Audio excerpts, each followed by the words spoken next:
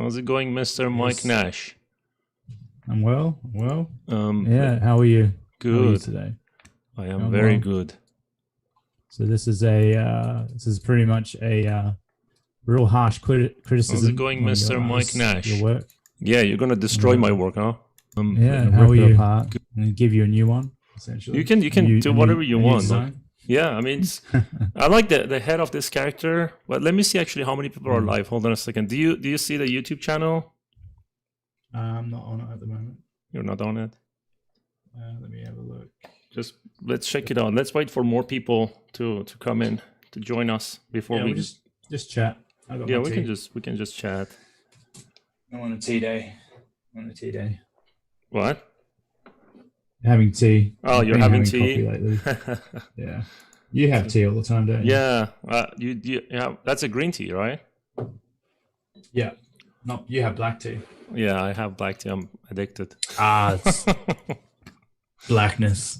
That's like it's like the nasty version of tea, isn't it? Black tea. Yeah. Yeah. It is. It's like green tea is like healthy and good, but it doesn't give you any pep. There's no. Yeah. Green tea is actually good. They say like it. I don't know. I heard like it kind of increases your life. You know.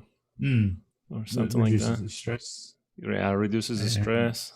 Black tea is kind of like good when you're feeling tired. I feel. I guess. I don't know.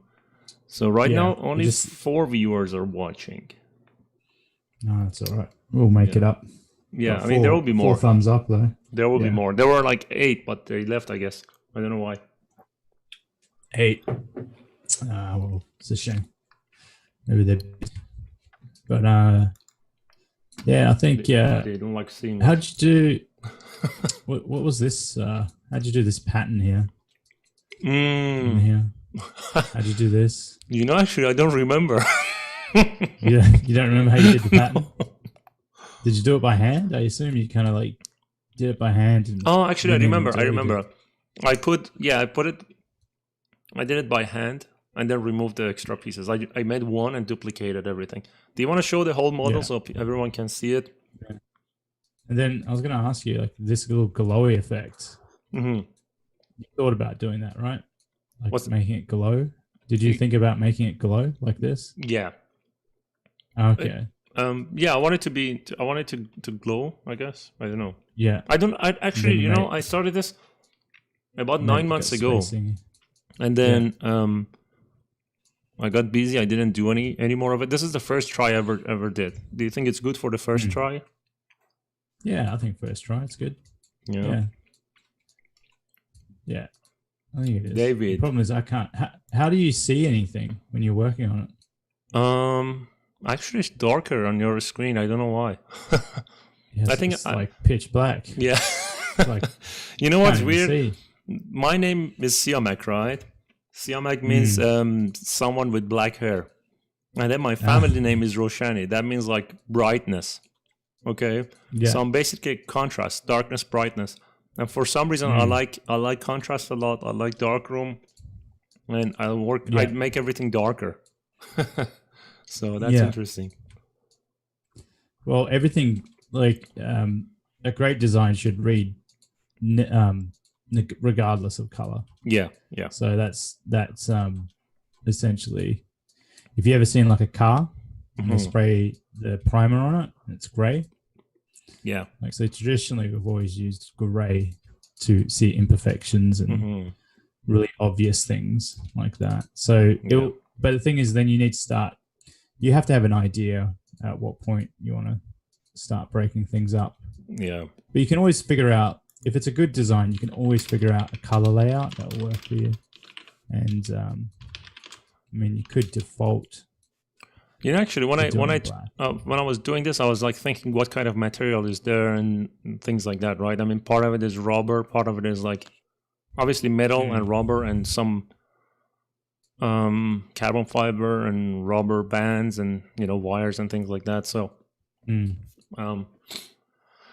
right now we have 10 people watching, ready to watch you guys doing great sculpt. Should we wait a bit more? Just do you guys? Yeah, we'll chit chat. Chit chat. Do you I want do to like tell? how you Huh? you broke up the colors, materials. Mm-hmm. I never do that. I never assign matte caps in ZBrush. I don't know why. I mean, for This is interesting. yeah, I think In it's here gonna and- help. It's kind of helping me, to be honest. Like, I didn't used to do it, but now recently I'm doing it because I want to break the colors. It helps me with the design. Yeah, I might try that. It out. Because I always can't think, oh, you know, this is going to be this type of metal and this is going to look like that. I just can't imagine it, but yeah.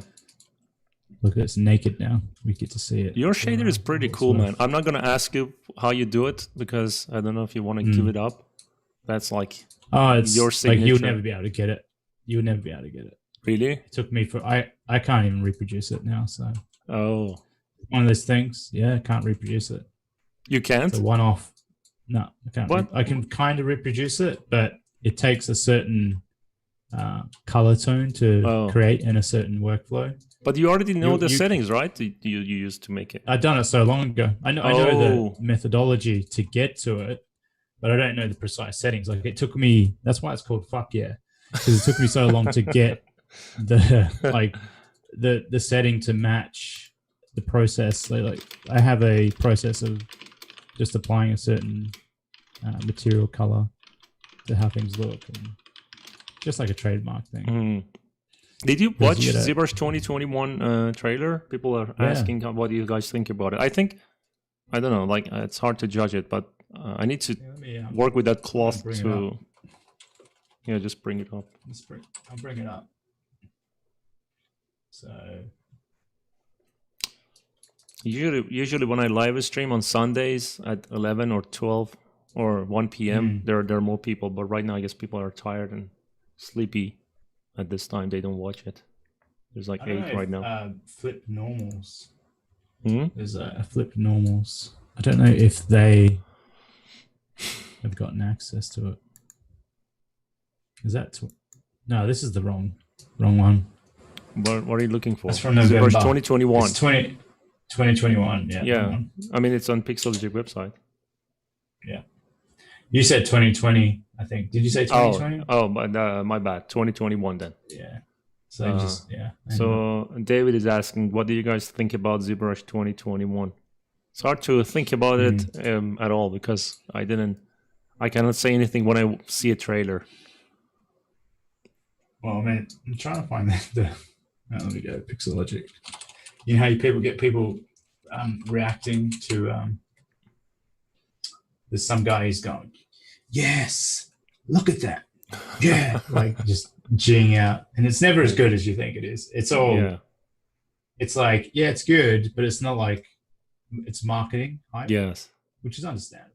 Yeah. That's pretty much understandable. Just let me actually say something while people are here. Guys, we do live every week on my channel and then on Mike Nash channel as well. If you guys haven't subscribed, go check it out. He has a YouTube channel with a lot of good information. So subscribe to that channel. And because now we are doing it on my channel today, and then next week we will do it on his channel. Maybe, I don't know when, like Sunday, Monday, Tuesday. Yeah, we'll do it on the weekend. Yeah, we'll do that. So just wanted to give that away. The cloth stuff looks semi-realistic. Which, I mean, this looks pretty realistic. I mean, it's not. I don't know. I feel like for it doesn't beat Marvelous Designer, for realistic cloth modeling. Like this one was pretty rough. I didn't like the folds. They don't look real at all. Looks like a blob. Well, that's the problem, right? I think maybe with some finesse, you going in there, I think it might replace Marvelous Designer if it would be hard, man. If it's quicker than jumping into Marvelous Designer, and then you can go in and have your own cloth brush. And plus, I think it's like interactive, so I think you can keep it interactive for a while, perhaps. Yeah, maybe. I think it would be good for like armor pieces, hanging cloth pieces, and well, go ahead. Well, I mean, Z Modeler. If they can improve Z Modeler, That would be good. But because ZModeler, let's be honest, it's rubbish. I think I'm actually used to it. There are issues, but I'm using ZModeler. I think it's a bit rubbishy. Like this is ZModeler. As someone coming from XSI, like you could, but given the, I don't know, like you got to go into the massive list of things, and it's like, all right, I'll take it back. It's probably the best it can be, but I think I'm spoiled with subdivision modeling in XSI, where it's just easy and you just can do the things you need to do. So like, I take it back. It's like, it feels rubbishy if you've used any soft conventional image. Soft image. If you use soft image, I think any software is not as good as because everyone that I know that used soft image before, they cannot get into another application for hard surface modeling, except like M.A.N 3D or Fusion 360. Yeah, it's true. I think it's kind of like, if you're using this, you might as well start using it, because I think you'll end up, because I've tried to use it and I'm like, yeah, I want to use it, I want to do this, I want to do that, and it just feels like I'm really trying to push myself to use it when, well, I've got XSI right there. Why don't I just use it and do that? So I don't know. It's all. So let's do it, man. I guess there's like 11 people watching. So just to give an idea, I sculpted this robot like I guess October last year. I was just experimenting. I mean, for people that they know me, I usually don't design robotic characters or anything like that. I did one in the past. I used to do hard surface from concept, but nothing I never designed anything specifically myself. So this is the first try, and I showed it to Mike, and Mike was like, "This is rubbish." Rubbish, yes. Let's be honest. No. So now it's not bad. We are doing this so you guys can see how Mike can improve my work, and I can learn something. And and then at the end of it, I'm going to announce something for Mike, that he's doing something cool. But let's go, and then we'll talk about that at the end. I don't want to give all the information now. I'm just going to change it into something different. So what is your process? Like when you look at this, the first question that I have is like, what do you see is wrong here? I guess in the sense, like we can look at like what it looks like when we're kind of just got the silhouette here, and check that out. Just zoom right out on it. Take it in. Then zoom in. Take it in. I don't know, like maybe there's no neck. Neck is too short. I like the front silhouette here. Okay. And did you build it on like scan data, or you just? No, I just made it myself. I do it myself. I don't use the scans. You know, actually, one of the things I hate on this character is the arms. I didn't get it right. So I guess the arms, so all of it. Basically, it feels kind of weird. It doesn't look. I don't know. Doesn't feel like matching everything else. Cheapened out in the fingers. Yeah. You didn't complete them. Why not? No, I was just trying to. I was trying to make. I usually make one and then duplicate it, so I didn't do it. All right. Yeah. Yeah, I wanted to finish it. I just find it's weird, right? One finger. Let me do this. I gotta. Okay. Where is? Oh, this is. I've moved over to the new ZBrush. Oh, cool. No, you can duplicate it. Yeah. So this is the thing, like when you see a professional, like you're crazy pro on hard surface and concept design and product design, things like that, right? I mean, I'm pretty sure you can see things that I cannot see on this character. I've done, I started off as a character artist, so I've done all those types of things where designing actually organics and how do you make those things work, and yeah, it's I take all that and push it into everything. Like everything has a organic nature to it, and having that understanding that you're not making hard surface stuff necessarily in the sense of it's robotic or anything like that. It's pretty much you're trying to inject some really thick fingers. Thick. You know what I think? That look. I think there's a specific value, like really high value on designing robotic stuff like hard surface, because to me it feels like you have to improvise a lot, and it feels like jazz music or improvising classical music. It's a different degree of art. You know what I mean?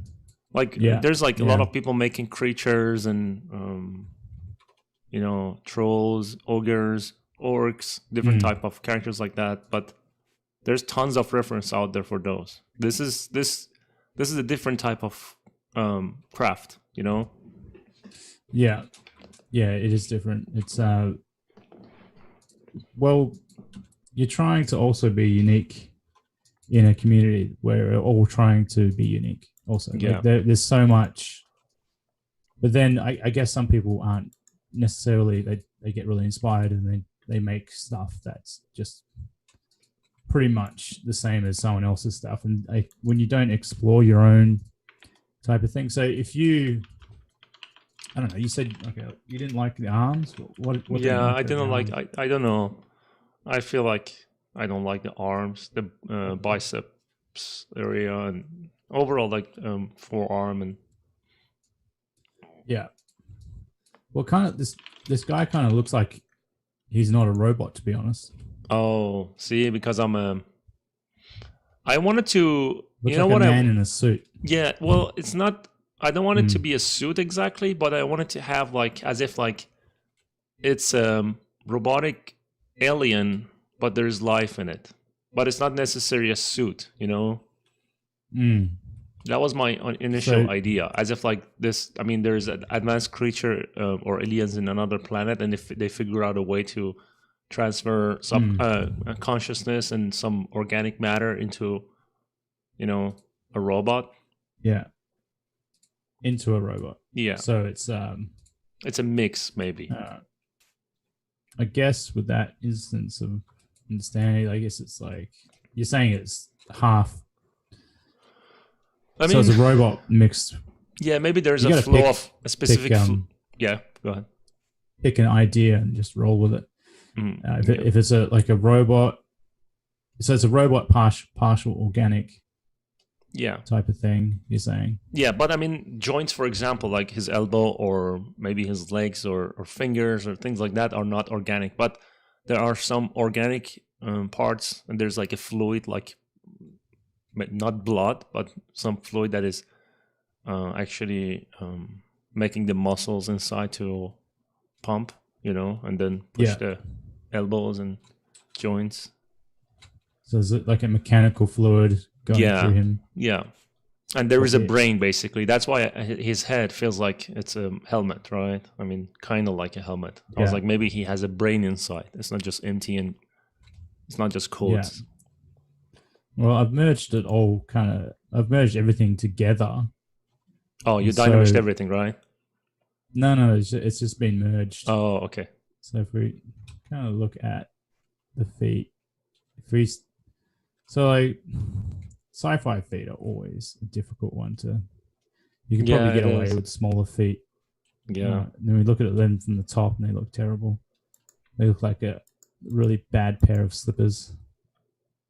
So really getting feet, like you never want to do feet. Feet and hands always take so long. So if we I don't know, you just try and massage a silhouette that's like gonna hold a little bit of that toe, that big toe look. But then you could be, well, it's always just gonna take time. You gotta sit there and massage the silhouette, find, you're looking at it from an angle, but that's only just one adjustment. Yeah, I did what you. I saw what you did on the chest, and it's already looking better with just a simple push. You know. I mean, this is kind of like what you're going towards. That is cool as well. that's like top heavy, like, right? So I tend to, when I go and work, I tend to push things a little bit more extreme. Yes. I want to see what pops out to me. And I want to test. Because you actually never know until you've seen it what you could probably get away with. Yeah. And so if we're looking at, by the way, after you do this, are you down to do maybe a couple of portfolio reviews? Yeah, I'll be right. down. Cool. Go ahead. I'm just saying it for now so people can be patient. Yeah. Yeah. So now see the edges here, because I just found like you had really obtrusive edges, like really sharp corners. And that's the magic, right? So getting round surfaces with hard surfaces, that's the holy grail of any type of design.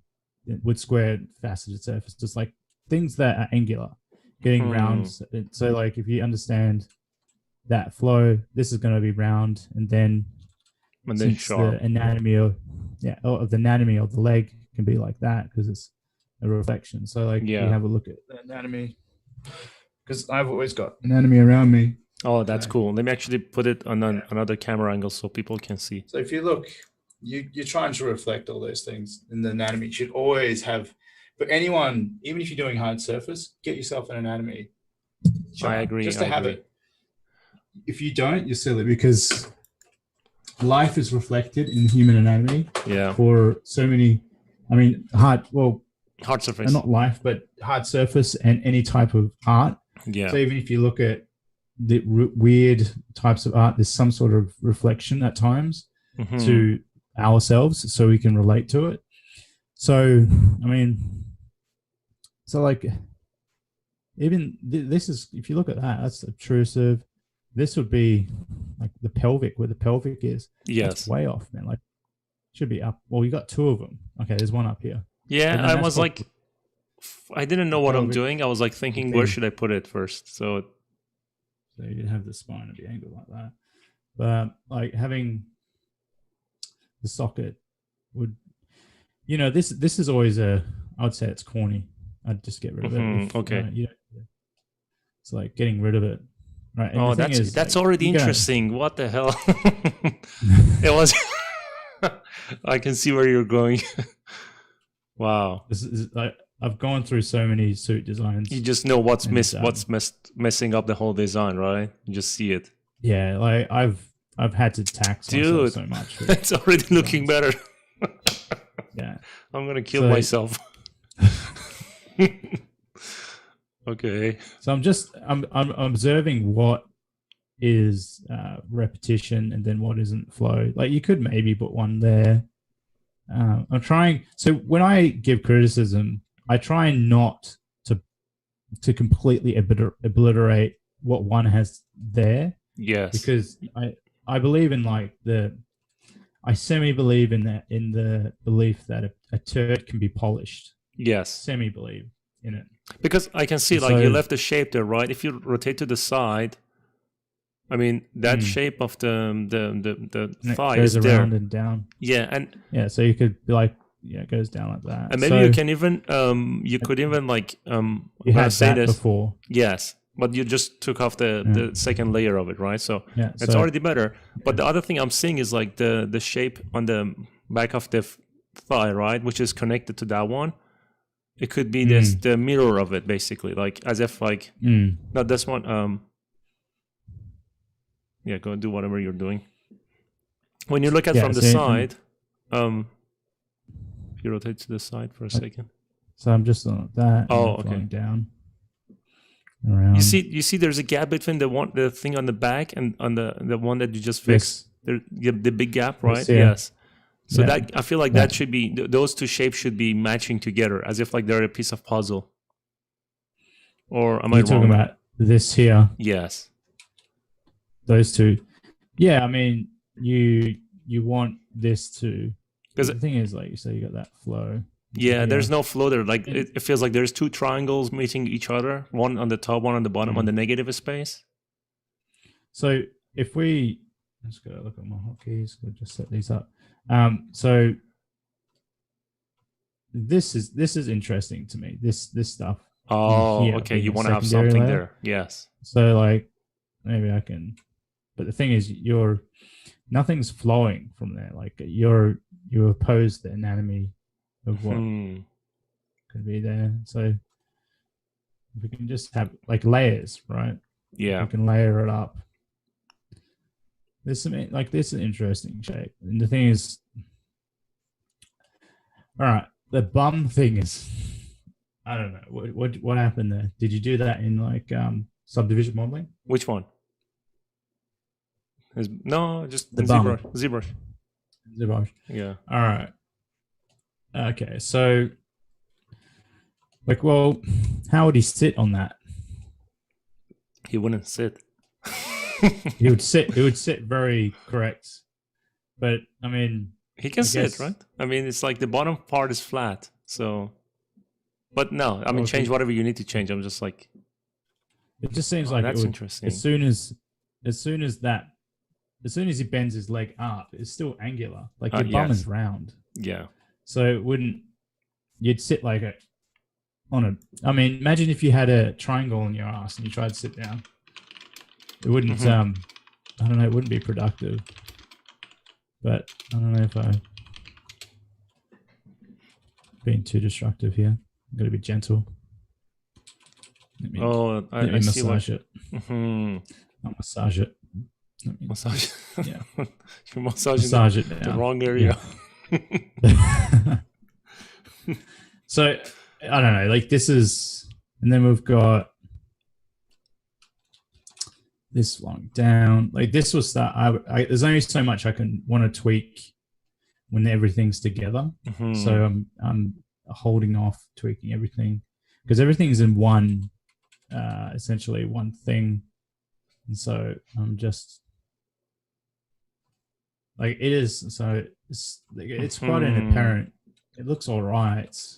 You're trying to fit things together right now, right? I mean, yeah. I see what you're doing. So like less angular, so it would be rounded in an instance where it can sit down and not be on a yeah.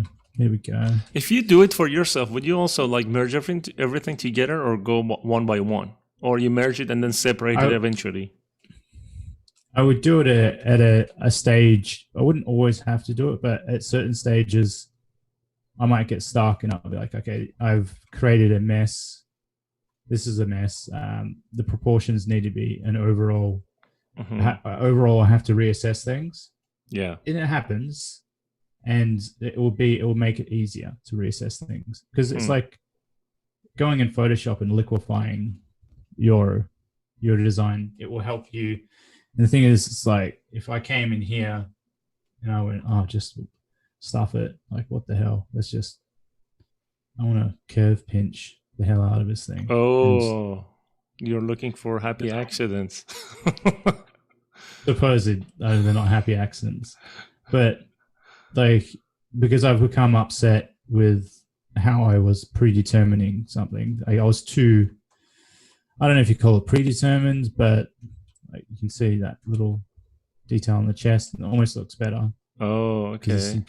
But I've kind of gravitated, like you're saying, I don't think it's a happy accident. It's like I've gravitated to getting curvature there, and then a little bit of. That's very interesting. Actually, see. You know, with the changes page now, yeah. With the minimal changes you made already, I feel like the arms are fitting slowly, coming to fit to that design. Obviously, you're going to change the arms as well, but. Well, to be honest, I didn't really find too much of an issue. That's why I was like, "What don't you?" Oh, really? Because I'm like, it's me being honestly curious. Because I've, if you look where I've gravitated to the legs, and the chest, right? Yeah. Let's like really, and I like the calves. If you look at calf muscles, you do when you like, especially big bodybuilders.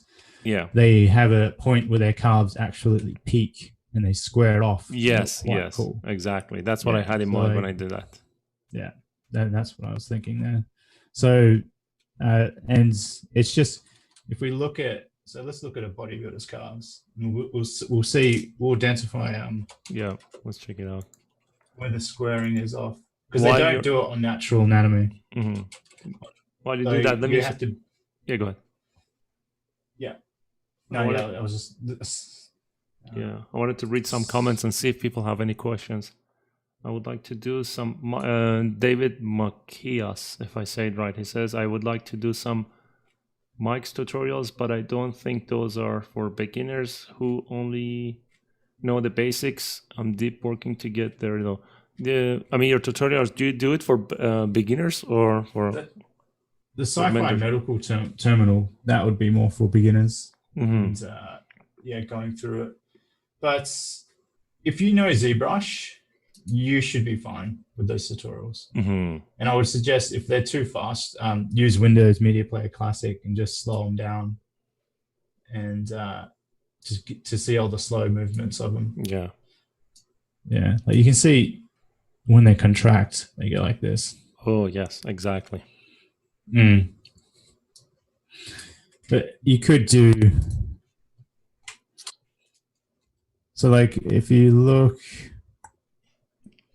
so it's getting these things like little details aligned, like certain things. But I mean, you could play with the triangular nature of what you're doing. Mm-hmm. I don't know if you want to add a triangle here, but are you using a pen or a mouse? I'm using the mouse. What the hell? I'm using it. Are you kidding me? No, sometimes I use the mouse. I see what you did there. Triangular yes. nature. Yes. Because I'm understanding it, and then there's the rounding structure. Yeah. Around here. So I'm trying to just do something interesting, because it's very easy to be predictable when looking at a calf muscle, because monkey see, monkey do. Yeah. And that's not always the right thing to do if you want to be original. You know, actually, the difference is, I noticed, like, I like triangular shapes a lot. Like, even when I design a creature, I do a lot of, like, spikes and things like that. I like harsh stuff. But I guess, I mean, looking at the way you're doing it, adding some softness and some round shapes makes it more interesting. You know, it feels like, you know, when you have like a sour something, and then you add some sweet to it, right? Sour is, to me, is like a triangular shape. Sweet is round. The mix of it is kind of tasting good. I don't know. Yeah.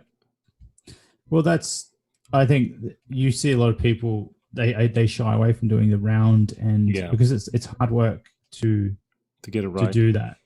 Yeah, it really is. It's tricky. It's not. It's basically, it's trying to marry the two and have them flow. Yeah. Which is, I mean, that's like, to get. So like this calf, you could just sit there and add all angular shapes to it. But like, say if we, I don't know, if we kind of just gently go in here. But then, do you sell your tutorials already? Yeah, I sell. Where do you sell them? So Gumroad, and they are on Patreon and ArtStation. Oh, okay. Yeah, so maybe we should give a link on the description. Let me actually search it. I'm gonna put it in the description for people to check. Yeah, we'll do that. 1 second. Gumroad. So we can experiment. That rounded. There we go. Down, and then we've still got these triangular shapes cut out. Yeah. So it flows down. Let me put the Gumroad link on the comment section. I just put it under the video. So I can probably taper that in. Oh, so you made the calf even rounder. Well, on one side here. Yeah. That is rounded, and then it's flat there. So which it still takes, like, there's a lot of observation that you have to kind of really, like, this is, I think people don't realize it's type of being observant and being patient to let things come to you, and you're not imposing your will on Yes. it, because I could just go in here and just force it. Yeah. It's like you need to be gentle. This is a gentle approach. You see what I'm doing? I'm like little Yes. tweaking here and there. That's exactly actually what I And do when I sculpt a face, or I try to be very mindful with every brush I do, or when I design a creature. I'm not just like adding a stuff quickly, you know. I just think, okay, maybe I should add this.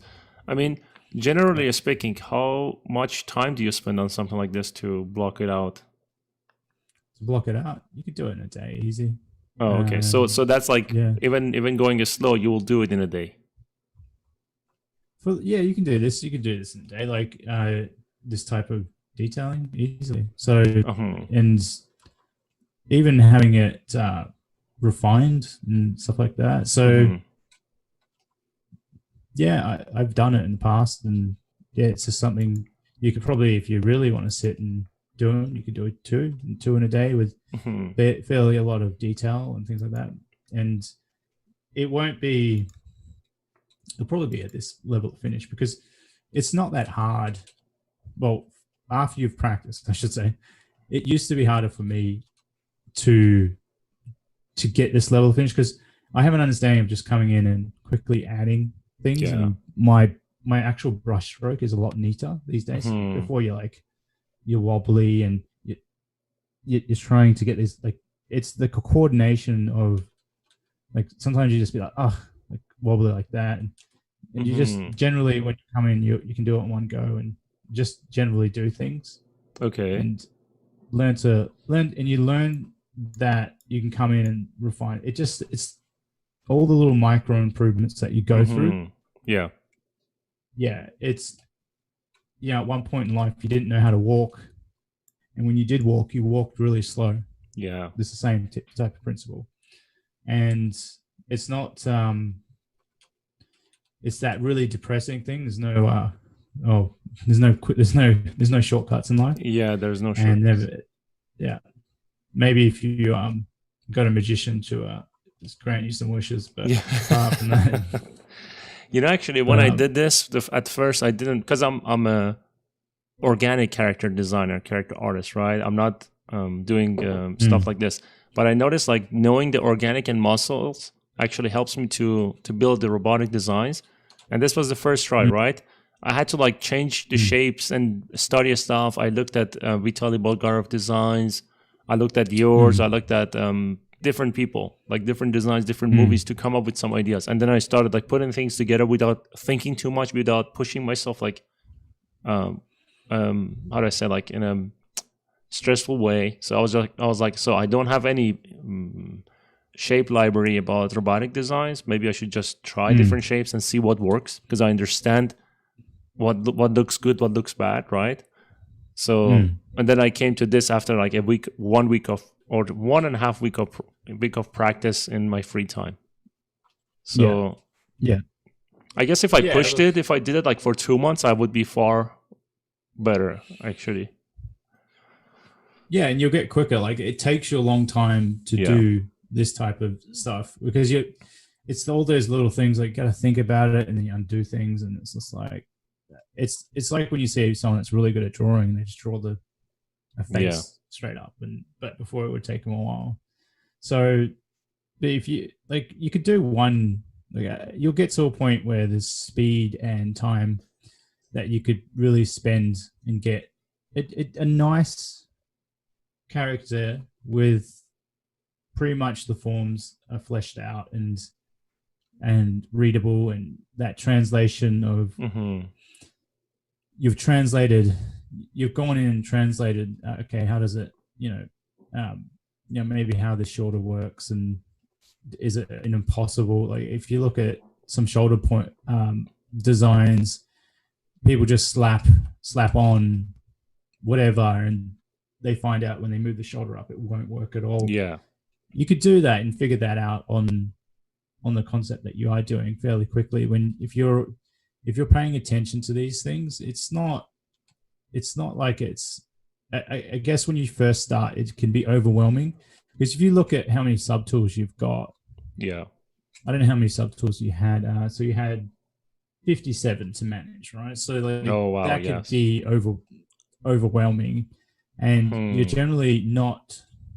You shouldn't really pay attention to that. You should only be paying attention to, how this is looking. And I agree. I agree 100%. I actually feel it now. Like I wasn't thinking that way, but now you're doing it this way. Yeah, it's much harder to manage that. I remember I was yes.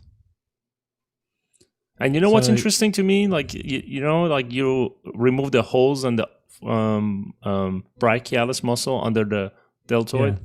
So last time we spoke, you were like telling me maybe you should remove these, and I don't know if you remember. Do you remember it? So I do. They bugged me. Yeah. So now you removed it. That means like the reason I bring this up, because if it was just happy accident and you were like thinking that I should remove it, right? At the time, if it was wrong, then you wouldn't probably do it now. But because you looked at it again and it's still looking wrong, right? Yeah, still getting to me. Yes. And it's just it's a very boring repetition of a detail. You've got Vitali. I can explain Vitali's sensor styling. So Vitali's sensor styling is like this, like angular lines. Yes. Right. Yes. Like yes. Right. That's but some people come in and just do straight lines. But even then, that's because you've placed this there. But like in the sense that you did this, really that's boring. Not good. Yes, I agree. Yeah, and so same repetition. It's just nonsense. Yeah, you've got these types of patterns. It's when you angle stuff, and you've got even stuff like this. I can look at most artists and digest what they do. It's like being really good with impersonation of voices and stuff like that. If you can, because you're understanding the layers of stuff. And so I consciously make a choice to where I want to do stuff, because I know if I'm doing stuff like other people will be copying them, and then I'm relying on what I've seen to get me through designing something. And so, but I'll always look towards nature to inspire me, not other artists to inspire me, because that is depressing in the sense that you're looking at a finished result. It's like I always say, it's like looking at people's lives on Instagram. Everything's always better. Like people go through a lot of crap to get to the result of what they're doing. You went through a lot of crap to get this result. Yes, you did. You went through a lot of crap going in there and going, this doesn't work. This doesn't work. And so, yeah, and it's just, you don't see all the mess. Art is messy. It's like you've seen people with paint, they get paint all over them. Yeah. That's like your mind. So when you're working on something, it's messy. And the most emotionally stable person or the most persistent person will win. In a sense, like if you're getting emotional about when you're frustrated and you're working on something and it's stressing you out, you probably need to step away and reassess yourself, because your emotions, if you're working in an emotional state, you're not going to make anything good, no matter what. I agree 100%. I agree 100%. I know exactly what you mean, because I had to deal with situations like that while I was working. So you're 100% right. I think that can be devastating for games industries and things like that, where you got crunch, and that's really bad. And I think like underestimating the health of people at a studio or any type of workplace, you can't get a good result from people who are under stress. And this is something that they don't understand. Some studios, like the studio that I work with now as a contractor from home, they totally understand that, and they don't want anyone to crunch. I mean, the situation is different. Now I work from home, and I mean, there's no stress. I enjoy the work. So sometimes, I work a lot, right? Because there's no force behind it. So it's different. Yeah. But when you're forced, I had to do forced crunch, like stay 3 hours, 10 hours extra every week. And there was no reason actually to do that, We were on the schedule. I heard a saying once. Yeah. Not to interrupt, but I've heard a saying. No, that's fine. So the saying is, nothing is ever as urgent as people make it out to be. Yeah, that's perfect. That is perfect. Urgent. So if someone says, I need this today, it's because they're probably over exaggerating how fast they need it. And then like you can do it and you can probably like, you don't have to get it done today. I bet you could probably like take maybe half a day longer and you still get it done. Like, oh, you know, and if you took that half a little bit longer, you'd do a better job. I think the saying comes from nothing is ever as urgent. Like you're not going to die. You probably won't lose your job. Let's be honest. They're hiring you in the first place. But what's happened is they've mismanaged their time and they've pushed it onto you. Oh man, yes. Is, oh dude. And the thing is, yeah. I can relate to that 100%. Yeah. So that's saying, I think it's more about, you don't just take a break, but it's more about you negotiating your emotions when you hear that. And you're like, okay, it's not as urgent as you're making it out to be, but I'll do it and I'll put the time in, but I'm not going to kill myself. Because killing yourself is exactly that. Killing yourself. You're taking years of your life to correct someone else's mismanagement down the line. Where management is management and they should be managed, right? Yep. So that's how it works. And it's just a psychological thing. So because there's more to life than work. And you know that. I know that. Like it really is. Yeah.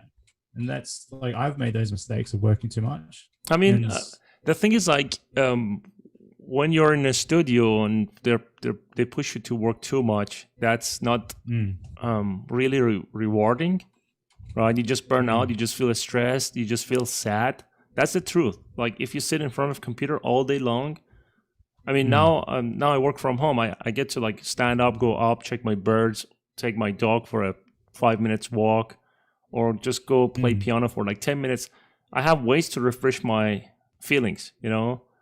So I'm not like sitting on one chair in my jeans and jacket, you know? And it's just hard that way. It doesn't work really. Yeah. Even if it is that, it's still hard to work and achieve stuff. Like it's still really difficult. It's not easy. Yeah. It's not easy because you're essentially like you're at home, you're isolated. And so you're still like, you might have one person around you, your partner and stuff. And it's not the same as an office.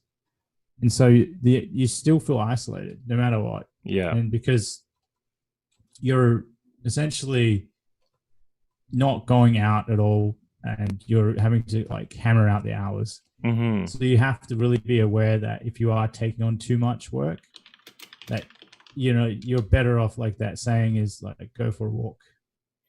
And recharge. Because even if you just went for a walk, you're still like in nature, outside. Nature's outside.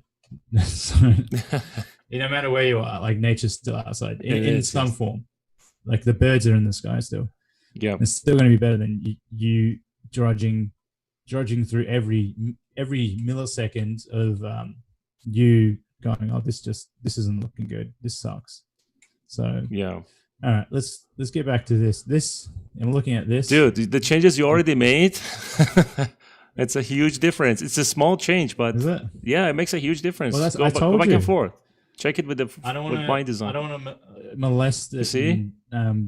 Yeah. Oh, wow. It's coming to life. It feels like more organic. This is actually what I wanted to do. I told you. Like I wanted to have as if like there is some sort of consciousness inside that. Yeah, go ahead. Sorry. Explain what you did. I haven't done anything. No. It's just your perception of what you're looking at. All right. So yeah, I've just gone over it and just the angular parts, the blocky parts, where things just like this thing was a little bit funny, like just sticking out there like a sore thumb, and like especially these. Use the masking. Yeah, I haven't got the mask pen. So like that. Oh yeah, it's not one model. This here, this. I'm gonna like that crotch. That's a bad thing there because it's a bad thing. It's like he's got a baby, but not a baby. Oh, and he's got a massive crotch, and like, it's like if his chest comes forward, there's very little movement that he would be able to. Like this will probably collide in no time. I don't know if we look at, if you do it at the base point. around here, and it's already collided. So he's like an old man, can barely tie his shoelaces. But if you look at that, like sometimes if you look at the design underneath, it looks better. You got the good stuff underneath, C-Mac. Let's see again. Show me again. Got the nipples. Got the nipples. Oh, okay. Looks better without that chest plate. Yeah. Is it because you changed it, or is it because? No, it's because you've all right. I can explain what you've done. Okay. So if we look at just like some random occurrences of taking details away, yeah. Sometimes these are happy mistakes. Okay, so there are such things as happy mistakes. I'm going to prove them to you. So if you look at this now, that head, yes, that breaks away from what you went in and did. Yes, right. This looks kind of cool. That the fact that why would it be this big obtuse shape that you've put on top of the head? Yeah, like it would be like this airy and light thing. Imagine something on your head, even if it's a robot moving around. Yeah. So you could maybe re-engineer something where the weight has been taken out of it. And it's like, well, it's solar panels. That's a pretty corny robot to have solar panels on its head.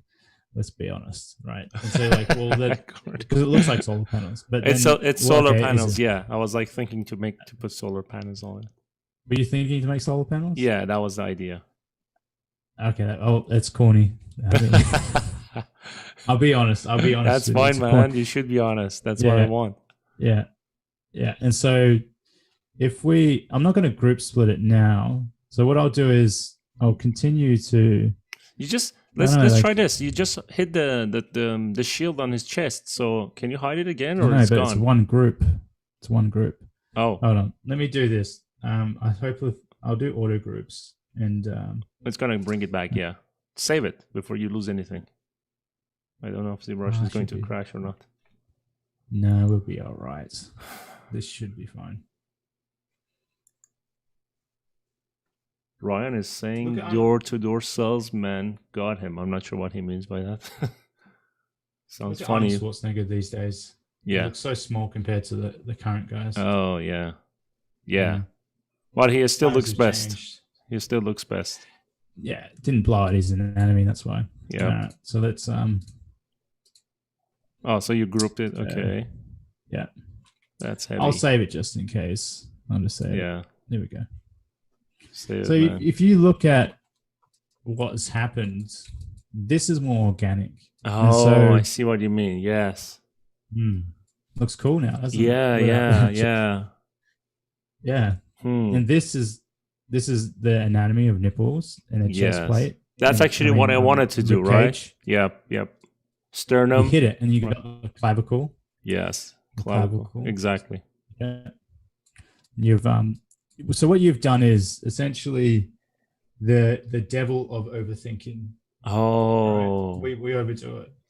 So that's something that I guess it's like parts of your life you can overthink and do over too much, and that's it's the human condition is to sometimes overthink things. And I'm always like that. And you're always like that, yeah. But I mean, I'm adjusting it now. I'm adjusting now because learning. Yeah, learning. Yes, I mean, obviously on the organic side, I'm much better.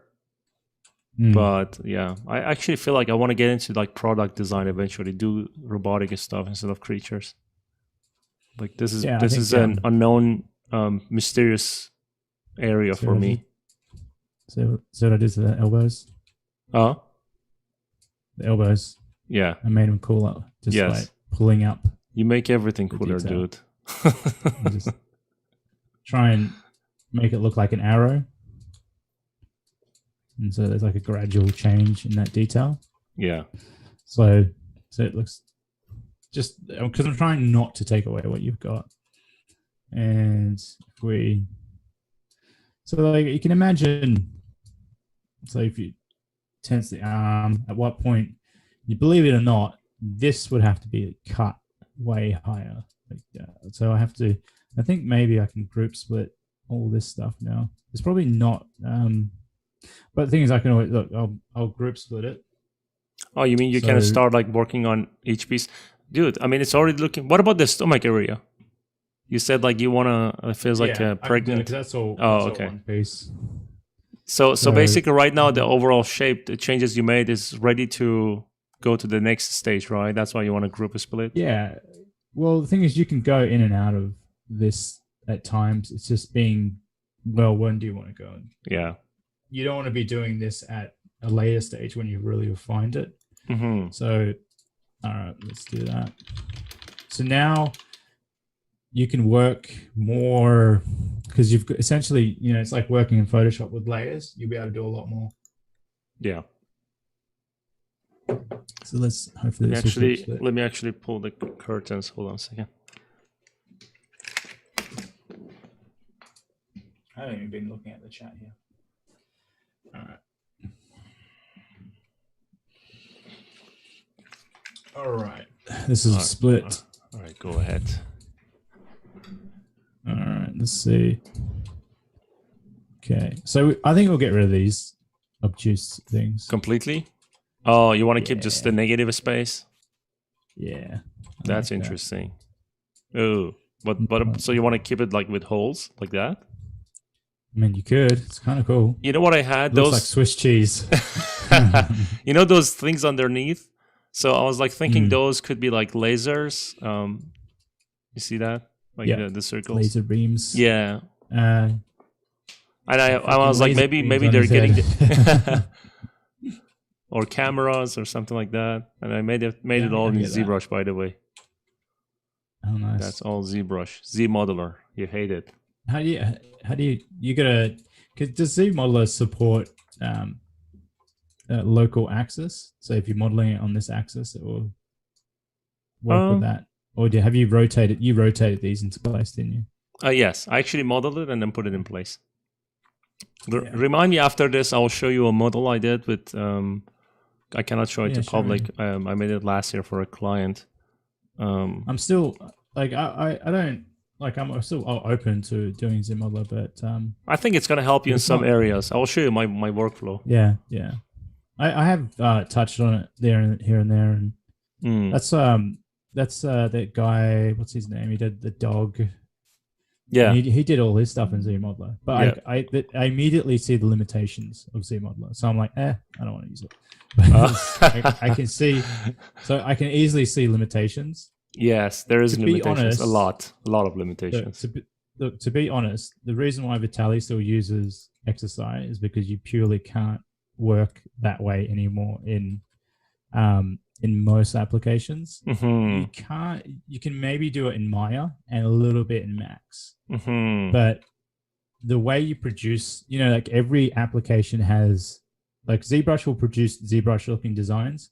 XSI will produce XSI looking designs. Does that make sense? Moi will make Moi designs that look like Moi. Yes. ZBrush gives you more organic designs, like even on hard surface. It's really hard to get hard surface out of it, though. Yes, super I agree. Hard. So that's the different. Like 3D Coat produces more hard surfaces because of the way it has the cutting tools. Which, if I think Pixelogic will be looking at them, and I think they should just copy some of their features. Just come on, be inspired. Everyone copies. Everyone uses poly modeling in the same instance where you can do certain techniques. So you might as well start copying the good things from these applications, because it's like, how we talk about ego, and how one can get swept up in their ego, and once you do that, you stop learning. I don't want them to do that. I don't want them to be like, we're the best in the industry. We don't look to anyone else. And I think you should always be looking to other people. You should always be talking. Always an open mind is a person that will learn. Oh, so, definitely. Yeah. And you can do that at any age. It's just, I think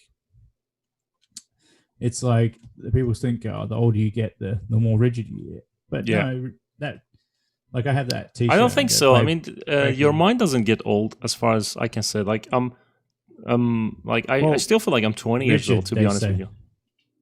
Well, that's because you're making effort. Like that takes effort. Oh, So like going to the gym. Like I did today, I did sprints on a bike, and I forced myself to breathe entirely from my nose. Oh, to increase my nose capacity. Well, my lung capacity. You have a big lung, but you have a big. Suppose you have a big air cavity behind your face, and it's pretty big. I think it's like the size of your fist. Oh wow! And a lot of people in their lung capacity, they don't breathe enough from their nose, so their capacity of how much they can actually breathe. Yeah. And so, they say if you don't use it, you lose it. So I'm like, well, let me do sprints in the sense that I'm going to force it to get even stronger. So my natural breathing rate will be improved through my nasal, and it's really, but you take in more air through your nose than your mouth. So, and you relax more by doing deep breathing through your nose. So if I create that as a default thing for when I exercise, I'm seeing if to me, it might relax me even more, because what I've noticed is that I sweat more breathing through my mouth than my nose. Also weird. It's a very weird thing, but yeah, this is all like side topics. Let's get back to this. So with the head, I am just with the wires here. Yes, you've got a bunch of wires, exposed wires. Yes, cool. Sci-fi exposed wires. That's so cool. But you know what that is? That's also can be corny. Yes, so, because everyone is doing it, right? It's just general way of that. So the reason is like, well, I mean, what's the point of the whole design then? Like, let's be realistic. Like, what's the point of having a hard case shell around the design? It's not practical, right? No, I mean, just like get rid of it like that. It's gone. Oh. But then you're like, oh, it's an empty area. Yes. What do I stick there? Sometimes you don't have to stick anything there. So like, you could leave an open area, believe it or not. You could leave this. Oh, that one you cannot leave, man. You need to fix that. It's already bothering me. Look, see, angular detail. Look, I feel like maybe you could raise. If you did straight, that's more boring. Okay, so let me ask you something. Like I would say, because there is a shape on the back of the head, right? If you bring it back, what if you just raise the front part, match it to the back, and smooth it like. You mean like make it just one seamless thing? I mean, not seamless. Have the cut in the middle. Oh, you want to get rid of it completely? That looks like now it feels too. It's cool. It feels too like. Yeah. But no. I get it. Trust me. I'm just like I'm seeing what you can get away with, and could be that, or it could be like as if the front part is part of that, because that's I feel like it's a rubber material on top of the head. So I feel like maybe what is it? What's it do? It's just like protecting the. It's just rubber, maybe Kevlar. I don't know. Not like that. Oh, that's cool. Guardians of the Galaxy stuff. Yeah. Let's see what. Maybe I should just shut up and let you do it. I'm just playing with you. I'm playing. It's gonna be fun. Art is pretty boring. So it's boring if I sit here and just be like, now we do this. There are a couple of questions. Let's answer. Yeah, I see what you mean. So there is like two questions. Navid is asking, what is your daily routine? I'm gonna answer that in a quick answer, and then you can answer it too. And David is asking, how did you guys learn so many 3D programs? Any tips? I mean, I am not in a rush to learn everything, but so I'm gonna answer this quickly and then see if you agree with me or not. It's not about the program. It doesn't matter. You can pick up clay, and with one tool, like even with a screwdriver, if you're good, you can make a sculpture, right? You can design anything you want. So they say you should be able to use no tools with clay. Exactly. Yeah, I've heard So, that saying. Oh, by the way, that looks much cooler. So yeah, the point is designing something. It's all about like primary shapes and bigger shapes. This is what Mike is doing now. He's getting rid of all the crap that I put there, and you can see like I have the base there, but it's like, as he said, like I'm overthinking it and adding some nonsense stuff which is not practical and destroying the main design. So learning softwares for me is like, you correct me if I'm wrong, Mike. It's actually easy because all of them have the same tools, same patterns. Some of them are a bit different. Like the way that I model in ZModeler, I never watched a tutorial. It's the same as Maya. It's just the buttons are in a different place. That's it. You know? And I think if I never use soft image, but if I get into it, I guarantee that the first day I'm going to start modeling characters or anything like hard surface. Yeah. So I think it's definitely a nice program. It's just because it's old. It's like, it got discontinued. Why would we use it? Who cares if it got discontinued? If ZBrush got discontinued, everyone will still use it. Yes. Because I don't think anything would be able to replace. The thing is, they just add a lot of tools and stuff. Yeah. Sorry to cut you. Yeah. They add a lot of tools and stuff, but honestly, if they don't upgrade ZBrush anymore, I'm okay with it. I'm happy with what I have. That's all I need. This is all I need. Actually, ZBrush 3 was all I needed. Dynamesh. Yeah. You know? Yeah. So that's one thing. The other thing, like Navid was asking about like daily routine. So for me, it's like this. I actually work for like an hour and then stand up, go grab something, walk upstairs, come back. I do daily gardening. Like I cut the grass. You saw my dad there was dying almost before we do the podcast on your YouTube channel. So that's my workout, and I have a very good chair that I sit on. So he's like neck pain. I never have neck pain. And yeah, I mean, I try to keep my mind fresh and stay happy. You know, I don't think about anything. I have a long-term goal, like 10 years, but I don't bother myself with watching news or anything negative. So that's how I stay healthy, and I eat good food. So what about you? Yeah, so what's my morning routine is I wake up pretty early. I immediately cook my food for 2 days. That I cut my veg fresh every day, and I cook my food for 2 days in a row. And so after that, I'll stretch. And I'd probably stretch for maybe an hour, and I've been stretching. Like I stretch everything, so I stretch my jaw, I stretch my eyes, I stretch my toes, I stretch like everything because stretch my tongue. Like because my jaw is tight, and knowing that in my neck, and like if something is tight, stretch it out, and pretty much.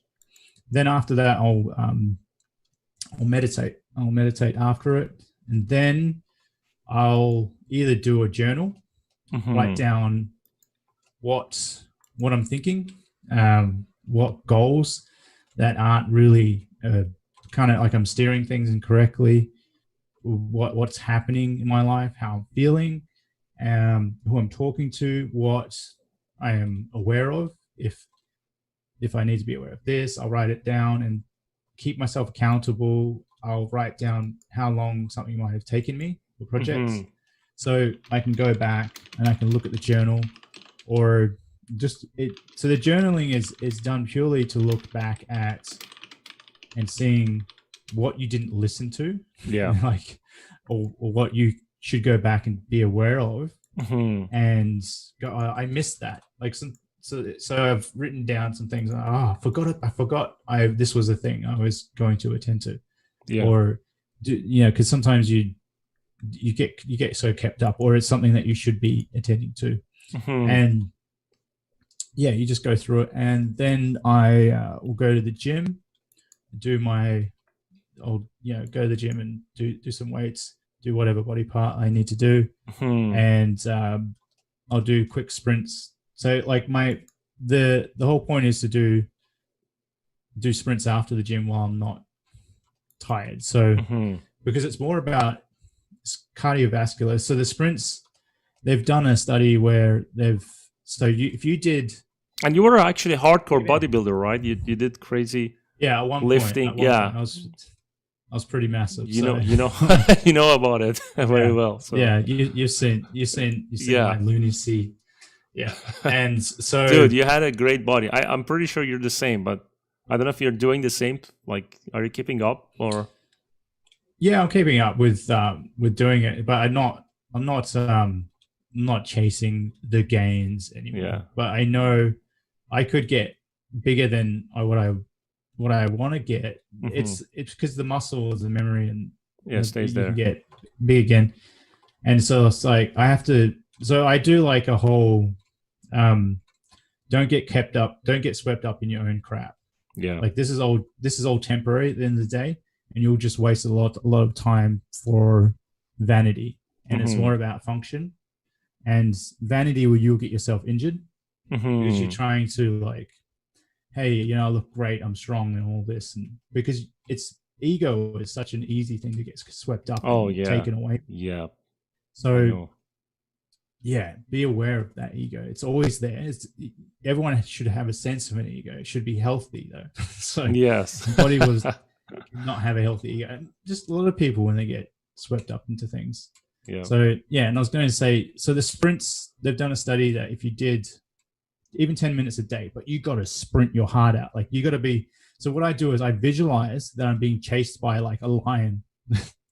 Like a lion's chasing me. Oh, wow. And I'm like, damn, that lion. I'm like, lion's going to eat me, right? And so I sprint, because sometimes you realize that we've evolved not to have any threats. Yes. And you bet, like, if a lion was going to come and chase you down and eat you, you'd sprint your heart out, and so that your heart would be pounding, and so you actually can run faster. You can in danger. You can run faster. I know exactly what you mean. I have been in dangerous situation that I had to run, like really run. I imagine. Yeah, but I think I ran twice as fast. I was flying. And you're like, damn, my feet are like running ahead of me. Yes. I was almost falling because of the speed, So, it's a great feeling. It's an awesome feeling to pump weird. yourself up, and this is why people do get the runner's high. They literally get high from running, and so that's basically when you do those types of sprints, they actually are really healthy for your health.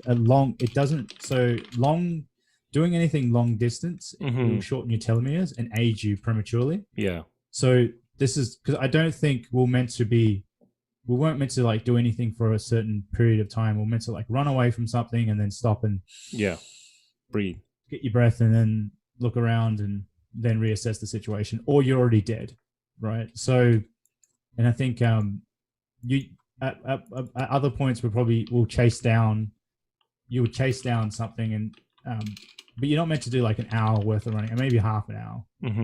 Like I can imagine chasing down an animal and tiring out the animal and then slaughtering it. So you try and think of just little primitive things, because we're so primitive at the end of the day. We are. Yeah, we are. We're aggressive. We're emotional. Like we're sad. Like we're. What's interesting? Jordan Peterson was saying we're actually more aggressive than we think. We are actually crazy to think we are. Here's the interesting part. Like what I'm understanding from human beings, and actually the book that you shared from Robert Greene that actually explains a lot about human nature, right? The laws of human nature or something like that. What I know is like we are a mix of our ancestors, and we are just turning into modern animals, right? We are understanding that war is not good. We are understanding that argument is bad, but not everyone is evolved like that yet, right? So it's still part of our DNA. As an example, when you get hungry, you also get angry, right? I told you the other day. It's because you want to hunt. Yeah. You're angry. If you're not angry, you cannot hunt. When you're angry, you're fearful. Actually, you're not fearful anymore. You don't fear anything. You become like a lion, right? So that's the thing. I mean, like what you said, we are not. How do I say? Like, I mean, technology is just moving to a new level, right? Since iPhone came out, since internet, like I think since 20 years ago, since the year 2000, right? It's funny that internet is only 20 years old. Nothing. It's nothing. So we haven't evolved yet as much as we want to. Yeah. No. So like it's always be aware of your daily routine, because that will set your day up and make your bloody bed. That's the saying, right?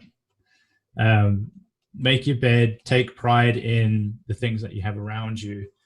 If you're just really not organized with your day life and things like that, it will just bleed into other areas of your work life. And so You will be distracted too. Like one of the things I do every day is like I try to keep my offices, at least my desk. I only keep the things that I need to use on my desk and my books. That's it, right? Yeah. I don't mess it up. I just keep it as clean as I can. Even at work, I was like that because I feel like I don't like distractions. Like in the office, like I remember every studio that I worked, majority of the people, they had so many statues, all these different things on their desk, and it was so distracting. And then when people were coming to me, they were like, "You don't have anything on your desk?" I'm like, "Yeah, because I'm working here. Yeah, This is not a place to distract me. I want to look at what I want to look at, right?" So when you said making your bed or keeping your, I don't know, like desk clean, your office clean, all that kind of thing will help you to actually set a routine and do the work better, you know, stay more focused. Yeah, you should. I guess it's like people love art in their table and they think, oh, you know, if I have it here, it will inspire me. And it does. It inspires you and things like that. But it can also be, everything around you is a distraction. It is, yes. Especially like you see people with those art figures and they got like the chicks with like massive tits and massive asses. I'm like, that's, yeah, no, that's a distraction. It is a distraction. Honest, yeah. Like, so, and it's like that's got to be a distraction. You know, the only thing I have on my desk, like, look at this. Have a look. What do you got? Do you see? Where are we? Are we in Zoom chat? Oh no, you can check it on YouTube. Yeah. What do you got there? Let me change the camera angle. You see? What are you holding? I think it's so delayed that I'm not seeing. You don't see it yet. Okay, it's delayed. Yes, it will come. It says every day I'm hustling, right? Yeah. And then I have a sand time, like to value the time. Basically, I have a stuff that reminds me of the things that are important. You know. Yeah. I have the ace card, a deck of card with ace of spades. Yeah. Spades of ace. This is so much. This is so laggy. I'm just seeing it every day is hustling. It will come on.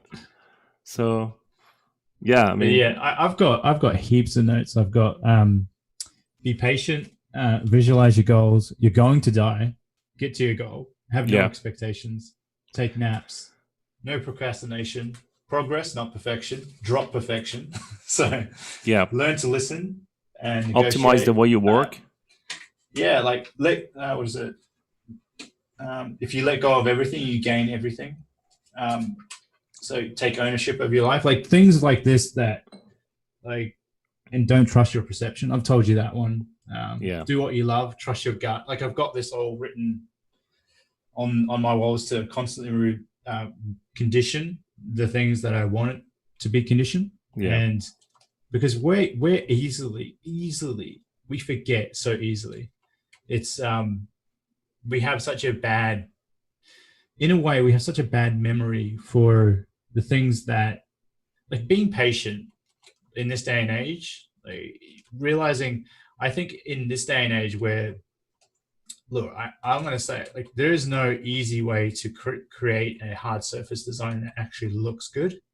There is an easy way to create a hard surface design that looks crap, to be honest, and like not well developed. There's easy ways because you're not so, like, I had that discussion with Phil Saunders, and they spend forever on car designs and getting them right, because they have to get them right. Like, and plus, not saying that you should spend forever, but if you look at a car and it takes a while. Like, if we look at this design, it will take a while to make it to look good, because I need to digest it. There's look how many lines there are on it. I need to digest it and break it down. The quicker you go with something, you can be quick, but being quick is being managed well.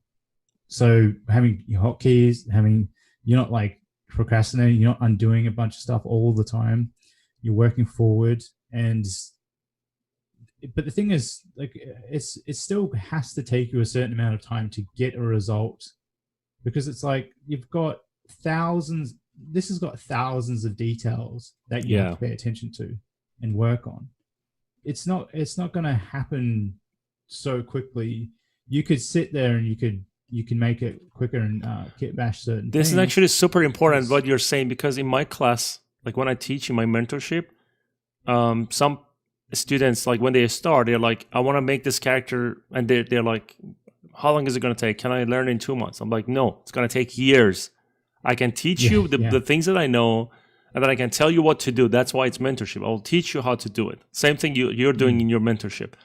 So, and it takes time, right? You need to train your brain. It's like you cannot go to gym and lift weight for 10 hours a day and then expect to become a bodybuilder in a year. It's exactly the same thing. Yeah. It's going to take you time. And bodybuilders say that too. They're like, it took me 20 years to get this. Yes. 20 years. Yeah, man. It's not easy. Yeah. This is exactly the same thing. Well, you know, I think we live in the culture because it's like the whole like, oh, I see it on my screen. I want it now. I think the accessibility to getting things has been quicker and quicker. You know, you can go get shopping delivered to your door. Oh yeah, Amazon, right? Yeah. So we have that. We're constantly messing with our like perception of how long things should take. Yeah, we really are. And when we do such a thing, we're always gonna let ourselves down because we're like, okay, I can do this. So it's the saying that people overestimate what they can do in a month or a year, and they underestimate what they can do in in 1 month and for 6 months, or they underestimate what they can do in a whole year.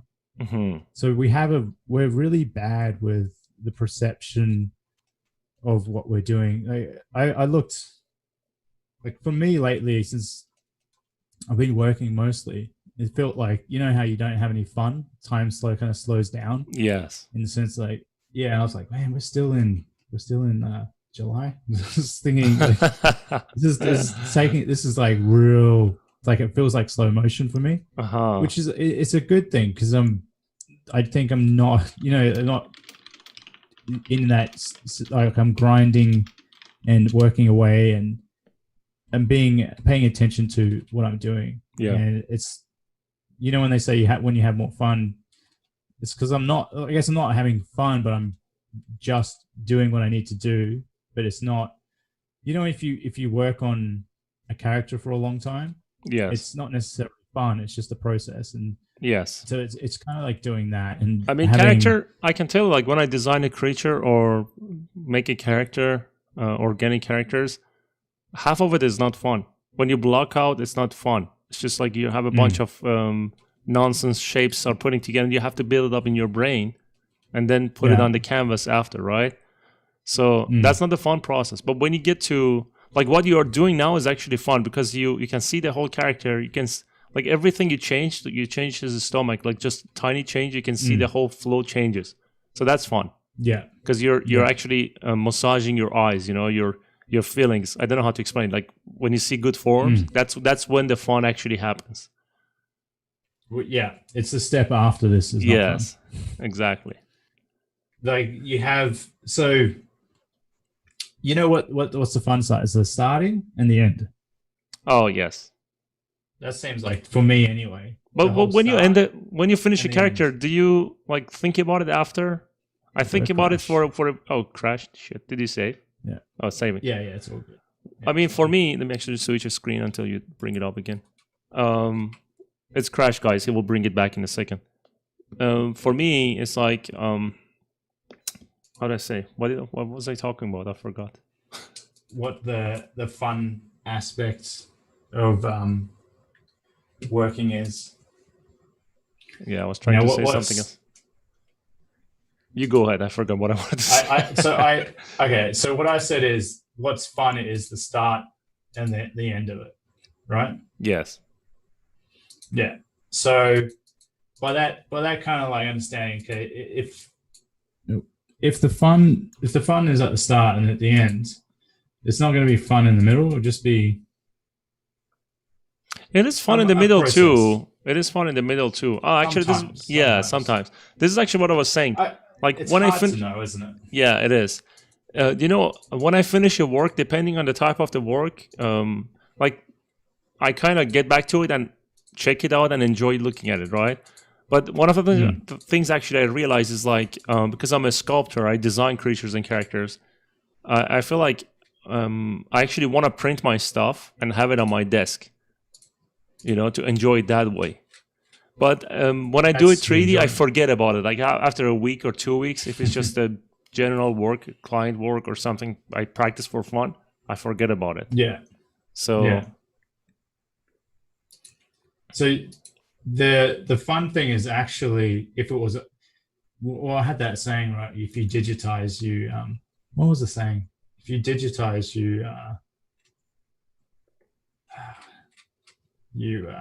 what is it?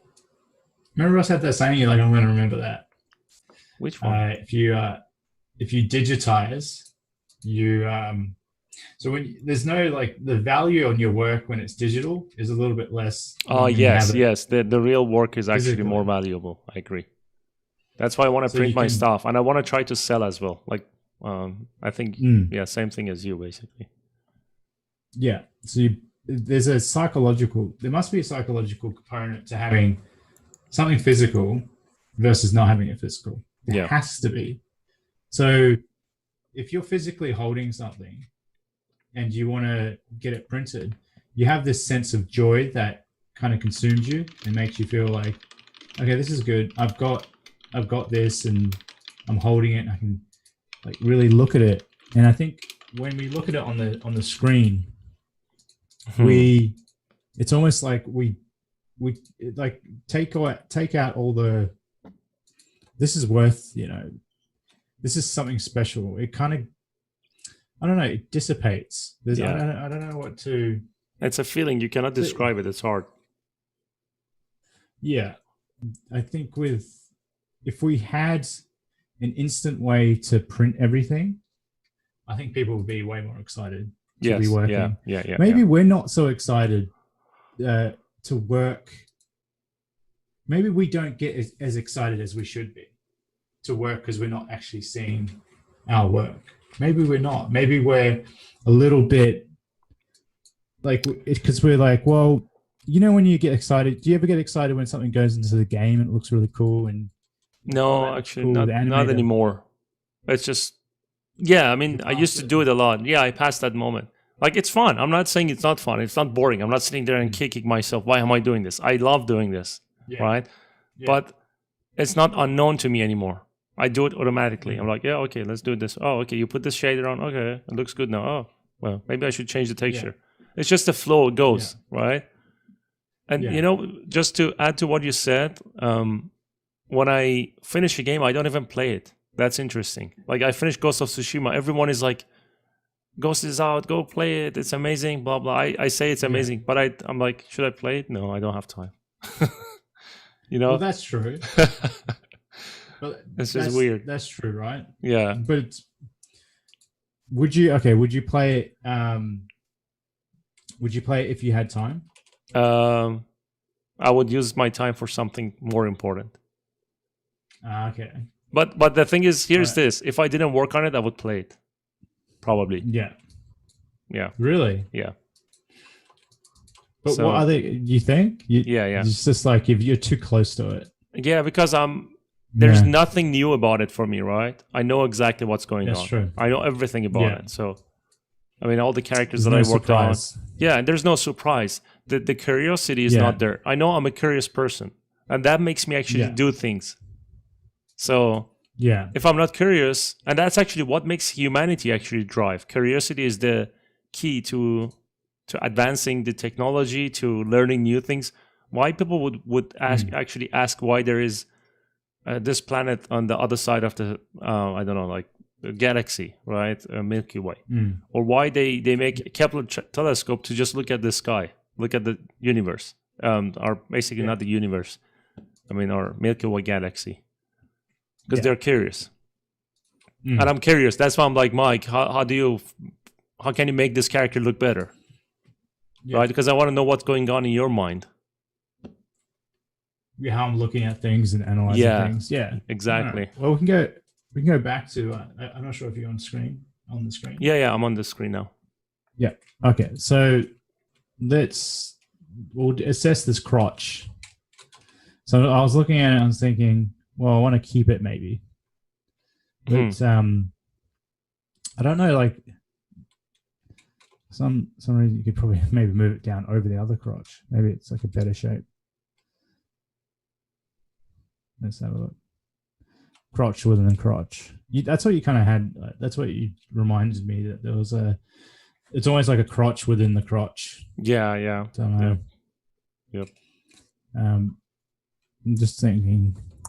I think it's more there's an extra thing there. So, yeah, I see what you're doing. Crotches are funny. When you look at them too much, they get bigger and bigger in your head. Yes. Is that something that you're like, oh, it's really obvious. Oh, that's really obvious. And I think it's your obsession about looking at it. Yeah. And then you look away and you're like, oh, I never noticed that before. If you think about, I didn't notice this kind of crotch before, and I slowly came to noticing that crotch. Oh, that's interesting. I actually noticed you do a lot of shapes like that. Yeah, I mean, you have it on your other designs as well, you know? Like you have, how do I explain it? It's hard. Like the same thing you did on the crotch area. You see how you have like two flat surfaces and it gets narrow and then becomes like kind of big and bulky in the middle. In the middle here. Yeah. So you have that kind of shape, like a triangle. You know? Yeah. So this I guess that's part of so what you do. Yeah.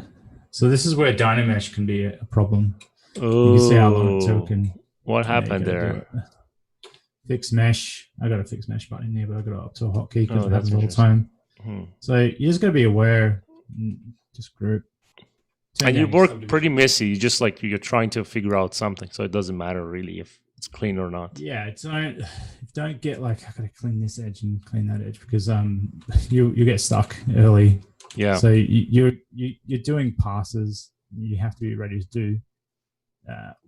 You keep it loose and nimble and probably you need to remove those two floating pieces on the crotch area to get the Dynamesh working better. You see, like there's like two small pieces.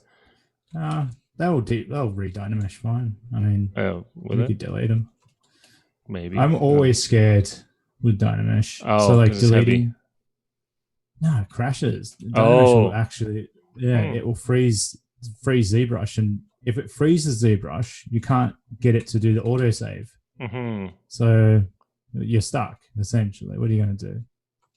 So no autosave.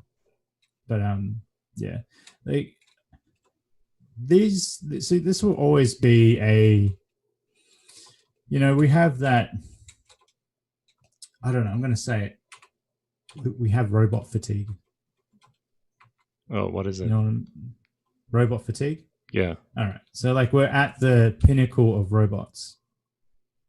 Okay. So we're at the pinnacle of like everyone's making robots. What do we do new? So yes, I see what you mean. Yeah, like when you have a lot of like Marvel stuff, we have that kind of like fatigue, and it's like, well, how do we refresh all this stuff? And this is what I know that there is fatigue, and so when I look at stuff, I'm like, how do you assess this to be new and original, and how do you create a new shape language when it feels like so many things have been expressed and so many things have been done, and it's kind of it's tricky, and I'm just discussing it in a general thing, and it's kind of like you just have to explore and try and go with, I don't know, like sometimes I'll do silly things like this. Oh, which brush is that? That's just damn standard brush. Oh, okay. So I'm like, because if you look at this is just playing into being normal. And so normal is like what is already out there. It's not. It becomes average, right? Like it's not nothing new. So I'm like, well, what can I pull from that silhouette and play with stuff? But this is an extreme example. Yeah. And it's just me thinking, I maybe do that, and it looks a little bit corny, but then I can come in and maybe refine it and meet myself halfway somewhere with some type of detail that looks pretty interesting and cool and explorative and stuff like that. So I think with when you're working on robots, it's like you're already predetermined to make a robot look like a robot. And the thing is, you can have a lot of fun with it because this is a mixture of Oh, that's interesting. Yeah, I see. It's already like looking different, even though you're just trying something, right? Yeah. So we look at the silhouette, and it's just like it has that little pop. It's a little bit funny, but like it's just something different now. It is. Yeah, it is different. That's something the thing. And so it's you're trying to be different. You're trying to go, hey, what would maybe break the design? Let me try it. Because we have a habit of playing things safe. We're like, oh, that's nice and cozy in there. I like to play safe. Like whatever I'm making a robot, that's how it works. So I was going to say with the arm here. So if you look at that rotation, and we have that here, we rotate up. See the clearance now? I knew it before even doing it. Oh. I've done it so many times. You know it's not going to work, right? Yeah, and I've cut it. Like my estimation skills are pretty good. Okay, cut it. Almost look at it. Oh, bang on. Oh, wow. Okay, go back. I cut that. That's interesting. Yes. Yeah. Well, you did it so many times, you know. Yeah, and that's exactly. You see, I told you there's something wrong with the bicep area, right? Yeah. That's and you said, what is wrong? Registering. Yes, and so I mean, I'm already like it's already better with just that change, and it's more practical as well. And so this is what I do. I design the practical and I test it. I put thought into it. This is why you can't just rush things. You have to test them and put thought into it. It's a process of understanding. The thing is, you'll get better at that understanding because you, like me, I was able to cut it once and have it pretty much close to the maximum peak because I've done it so many times. I've had to go in there and because I've made the same mistake so many times. I've concepted and I'm like, oh, that's not going to rotate up. And so the thing is, you've got with the rotation because so if we change the rotation to here, it will be different. See there. Oh, so you put the rotation on the top, the other. No, you've done that rotation. Yes, you've done that rotation. Yes. So it works there. Yes. So what is the best place like for that? I didn't think about if it's going to be so like I was trying to make it practical, but like if you want to do think about so if you think about what's happening here, sorry. All right, if the rotation's here, you'll have to make sure this can pull out, like the elbow can pull out. And so something is pushing it out, right? Well, it's really complicated in the sense when you have the elbow, something has to come out and fill in the gap. So how are you going to fill in the gap? Yeah, that's the question that I have. I don't know. Yeah, so I wonder if I've got the... Do you teach all of this in your mentorship? Yeah, I'll just go over everything, and it's pretty much going over everything of character design, robotics, how to look at robotics and test things, and like I've got that in there, and it's complicated to go through. Let me actually put the link of your mentorship link under the description. Go ahead, sorry. Yeah, and I do one-on-one mentorships as well. So this is what I go through with people because I get people and they design stuff like what you've done here. Yeah. And I'm like, well, that's not going to work. And they don't see it at first. And often I'm doing the same thing because I've had to do it because you can't, like, it's very easy for me to go over and just trash your design and do this and that. And so what I've done is I've like gently massaged changes because I want people to still to express themselves because I can imagine if someone came to me, like I just went over their stuff completely and imposed my will on them. It's not because then the person doesn't get to express their type of detailing. So like, I've left the head part like this and I haven't, we haven't trashed your design. That's what's important. So that's what I discussed with people and in the classes and the mentorships and things like that, where people aren't paying attention to these things because I think they get kind of swept up in, oh, I just didn't see that. Like I did details because I liked it. And I hear that, and it's just like I liked it, and I'm like, why did you like it? And it's just, I have one someone I'm mentoring at the moment. They say I keep putting horns on my designs.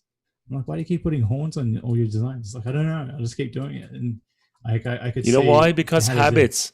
There's a book about power of habits. Yeah, it's hard to break a habit once you make it, and that's actually an enemy of habits. In art is an enemy, I can say, because you'll get used to the same shapes. I actually find myself often that I'm using the same habit to do organic stuff, and I'm like, I should break it. When you're conscious about it, you can break it, but when you're not conscious, like this happens. Like the guy puts horns on everything.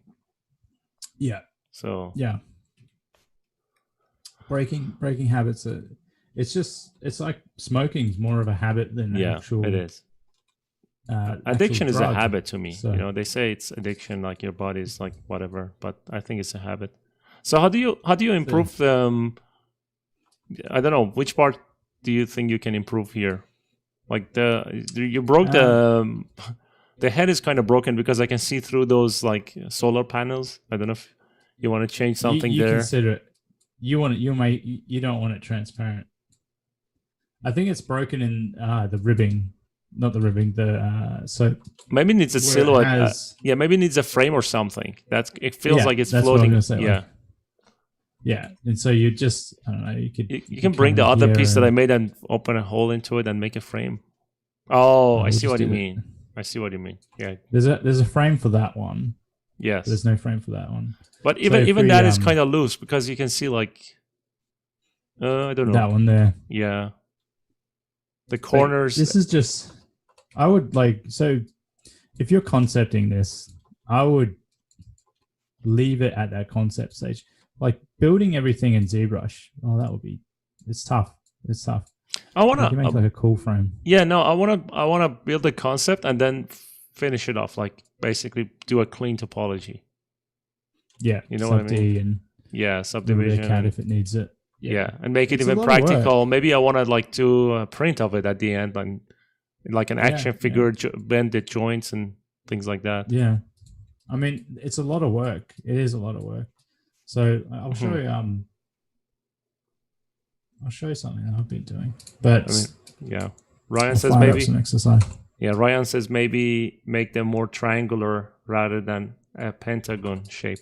I don't think triangular works on this. I don't know. Oh, it's all these different pieces. It'll be different. I got to merge them all together. I got to find the top. Oh, you separated everything. Yeah. Well, you brought them in. It's all. Yeah, it's a mess. So you would have to find the first one, and then merge everything. It's all coming together. I'm just going to hook this up to a hotkey. Let's actually focus. I'm going to talk less to see what you do. Like, I want to say, because I know when you talk, it's hard to focus and push it to the next level. Yeah, it is. I want to let you to just do it. Oh, there's some more down there. Oh, that's like, I guess it's hidden. It's just, I guess I made that and duplicated it for the top, right? So it was a pattern. I mean, if we did triangular, I'm looking at a triangular shape. It's not going to work. It's not going to work for that head. Maybe this shape could work. Looks cool. That could work. Looks cool with the layered. That looks layered now. Top of each other, right? Yeah. That looks cool. That's a happy mistake. But excellent. Then you have to go under there, and it's a nightmare. It's a nightmare dealing with because you've got so many shapes to consider the flow. No, you don't want to. It's just a concept, right? The only thing I don't like about that section is like it's very thin. So I had a layer before which was making it like to a stand with the rest of the thing, rest of the. I don't head. mind it. I don't mind it being thin because it's at the top of the head, and it's like high tech. Oh, so you just pull that out. You're getting too angular with some of these things, and they look like ears now. Oh, so I see what you mean. Yeah, it's a little bit too angular, and you're just trying to do something. You could even put the cameras here.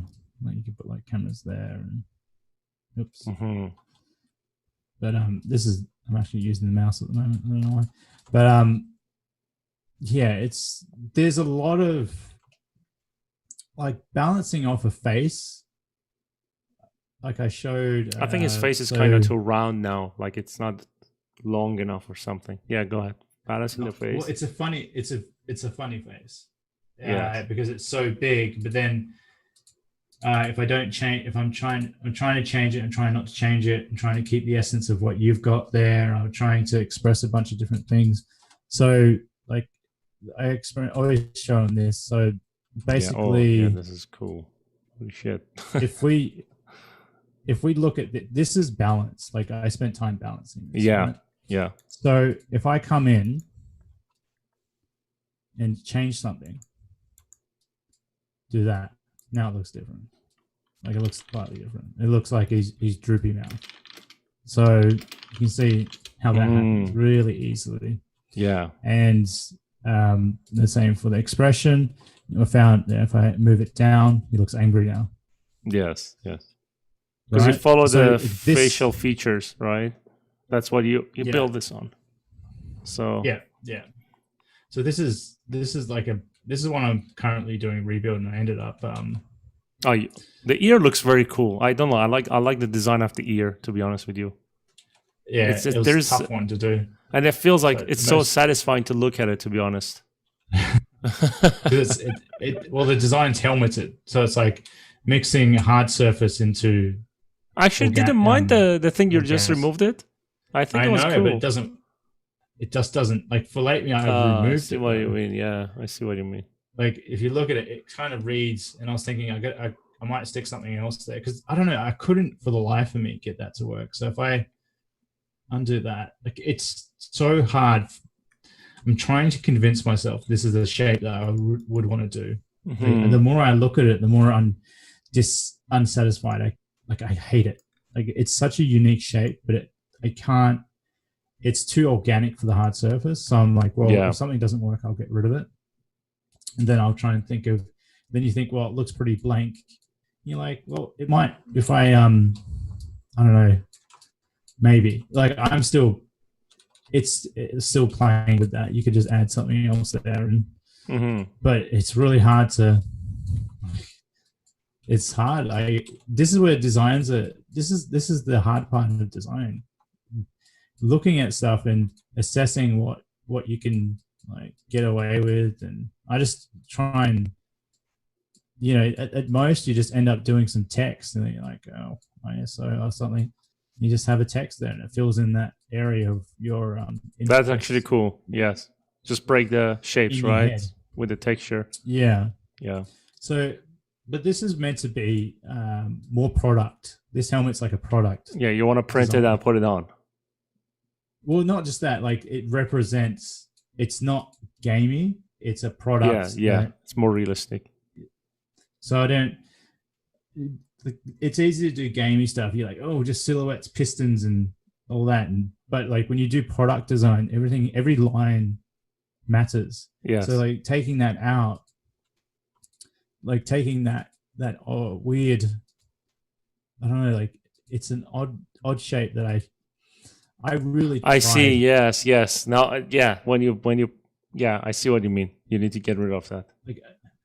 Like that's the thing. Funny. I mean, when you one of the things I actually learned over the years is like you need to have the courage to change your design. Like don't get stuck with one idea. Like don't marry to the idea. Yeah. So like what you did on my model, like I mean, it was now it looks better. Go ahead. So now it looks pretty empty, but you could maybe, I don't know, like we could maybe just like you do like an indentation and let things inspire you. But I'm unsure because I tried quite hard to get that to work. But there's, it can be that thing that you're overthinking it, and a screw will do, like just a basic screw will like just have, if you had some screws, and sometimes a screw will make or break your design, as weird as that sounds. So if we I don't know, you could do something like that, and like I think that will be too much. I see what you. Oh, yeah, Too many like that screws. could. This is The one in the middle is just actually to register doesn't work. something. Yeah. Just to register, but then this line here becomes a problem. Yes, they're too close to those. So this right? is I'm doing a bad job with this, but you see what's interesting? It should all be smooth. Yeah. The thing is, so it's tricky. Then it becomes really too smooth, and some of the things actually. The way you look at it. Yeah, some of the things you say actually on robotic stuff, they actually work on organic designs as well. Like the line that you removed. You know, I had a feeling like I'm not a robotic designer like you, hard surface modeler, but I feel like when you remove the line, it looked better. Yeah. There's no line here. Yeah, there's no line. Probably. It's distracting. It doesn't let you focus on the small details. Yeah. So essentially, it's like reassessing it and maybe cutting a cut line or like a line here. And I think I have to reassess this back helmet part. I always get stuck on the back of the helmet of doing stuff. I don't know why. I think it's because it's like there's no face for me to like I can easily design, because on a head there's nothing there. Yes. But on a helmet it's a different story. Yep. Like with the face, I can make the face read as something and do all that.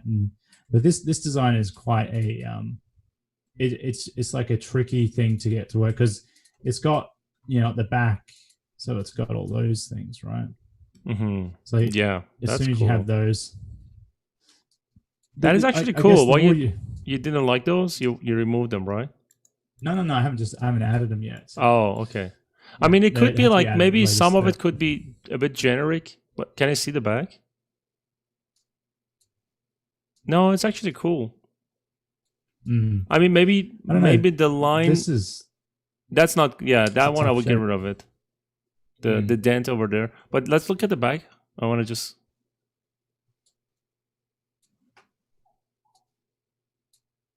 So they're like. I think that the line that you have there might be actually too much. Maybe the back piece could be one whole big piece. Not that one. The one in the center. That cuts through the circle. Here. Yeah, the top one. Yeah, that one. It might look empty without that. Oh, is it? I can test it. Because I don't like the on the top section. It's kind of like. I would maybe make it a straight, like. So that's for that. No line.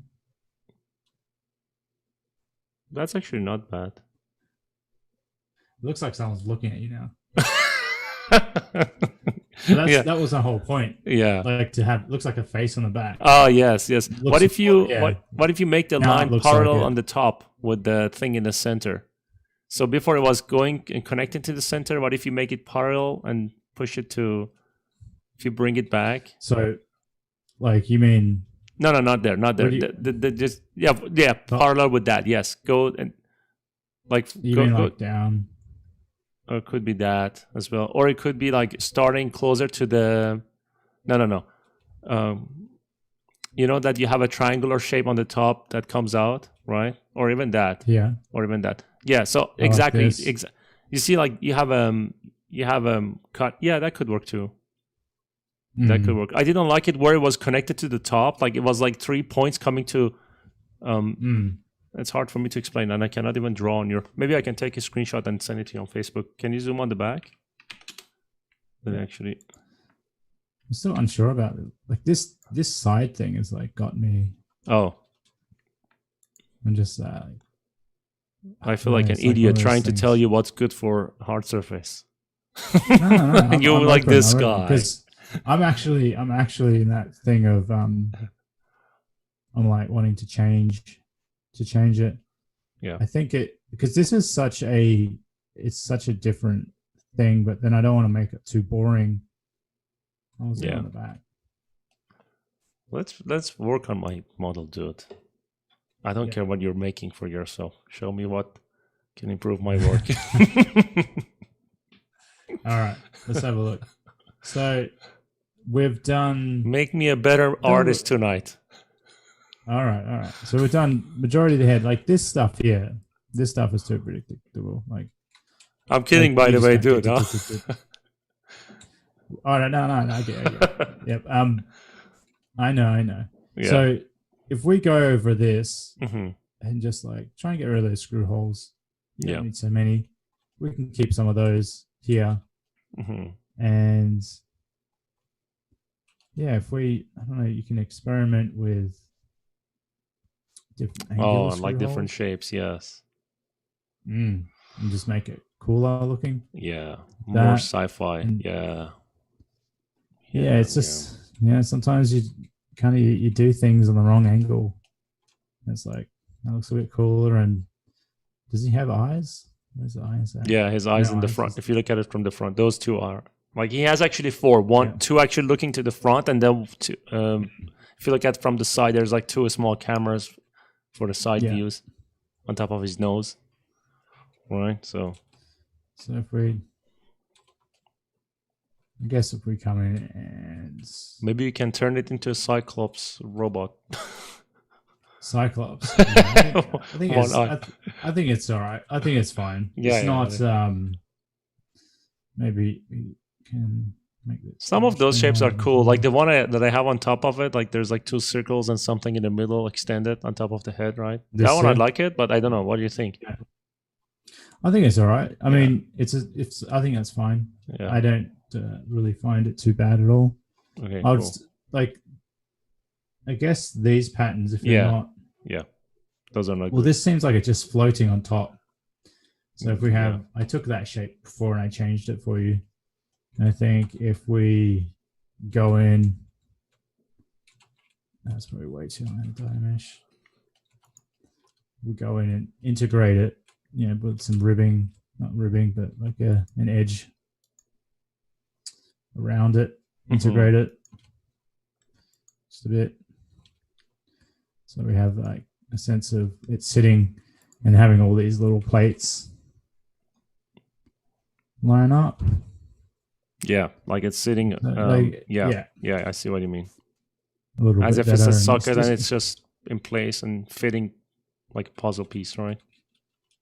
Yeah, exactly. And that's just the tricky part to do all that stuff. So, and I don't really mind the wires on the face. It seems all right. It's not too bad. Yeah, they're kind of cheesy now when I look at it. But yeah, whatever you say. You're the master here. They're not too bad. They're not too bad. I mean, you can get away with that. They're bad, but not too bad. Yeah. Yeah. We can. Look, you want a bit of cheese factor. This is look at the cheese factor. Well, see that's what I was saying with that helmet. It's not meant to be cheesy, so I'm going through and making it not so cheesy in like these types of things. It's like a real world application. It's the same for like the police helmet that I did. I didn't want to make it cheesy. I want you to imagine this. So like, you ever see the new the new astronaut suits that the space? Yeah, they're pretty cool. Basic. Yeah, but they look cool, right? Yeah, and that's all that matters. Like, you don't. Do you want to share it on the screen? Yeah, let's check out SpaceX. Are you guys enjoying this so far? I'm just asking if people are enjoying. For some reason, more people are joining now. Maybe we should have done it a bit later. Like we had 40. We're still going. Doesn't matter. Yeah, we can go. It's fine. Yeah, we're still going. We can do it for 5 hours. So, okay, look at that, right? Yeah, very simple. It's because it's functional. It's so when you make stuff that's functional in the 3D world, it will be more believable. That looks functional. Like, that is actually the thing. Stuff. Yeah. Go ahead. Sorry. Yeah. So, like, you can see, it's just so clean, and that's ultimately what we're going to have with a lot of design stuff. And I think we're going to return to it in. Yes. I'm making a speculation, but I think we will return to it in the game industry, where I think the game industry are like, details. And I think we will ultimately return to design. I think things like the automotive and the product design industry will bleed out into the game industry. I agree. You know what's happening? Yeah, go ahead. Sorry, I thought you stopped. Go ahead. I'm all good. Yeah, I'm all good. What I actually realized, because every artist, when they become a 3D artist, they want to add details, and that's the trend. It's more interesting to have details, and people forget about functionality, right? So when I sit in a Tesla and compare it to a Mercedes, like I see Mercedes has a nice interior, right? The best looking one. But since I have Tesla, I actually don't like Mercedes interior because it's not practical. Going off it. Yeah, Tesla is only one screen and that's it. And it does everything you need to do, right? Because practicality actually is the way to go, I feel like, for the future. And even though in the movies they make really complicated robot designs and things like that, I think the robots will have really simple design in the future, like iPhone. And eventually in games, we'll actually get away from those designs, like what I did here, the one you're fixing now. So I feel like not too detailed, not too distracting. You want to rest your eyes. It's about practicality. I think we ultimately cycle through. It's like a thing that people. It's a new thing. We'll go crazy with it, and it's like I'm going to say it's like high speed porn. People going crazy with it, and then eventually it will die down and realize that it's actually not like throwing everything at you and absorbing it is not really the way to go. Having a gentle approach to things, and this is why when you look back at like older car designs, sometimes they have that charm. It's almost like they were pretty relaxed with approaching it. It's like, I think ultimately humans, we ultimately clutter, like people tend to clutter their lives with things around them. It's like you're talking about people's tables. Like how do you think, how are you meant to think about a design when there's so much clutter on it? Like how do you absorb it when there's so many things on it? You cannot, right? It's distracting. Yeah, it's a little bit distracting. So you need areas of rest and then areas of play that you can, absorb and take on. And so it's balance. It's all like a balance. And doing that. When they design robots, for example, like this Boston Dynamics, you see their design is very simple, and then everything they use inside the robot is because they need to make it work, right? Actually, inside a robot, design is all about practicality. There should be a wire to control this, to control that, move the leg, and all the things they put in a robot is not just because they want to design it, right? It's just like they need it to be there. And then whatever they put on the surface, on the top, I usually notice it's like very simple, basically covers, just to cover the dirty shapes inside, It's fun. I say there's a certain split that you need to have, and you need to balance that split. Yeah.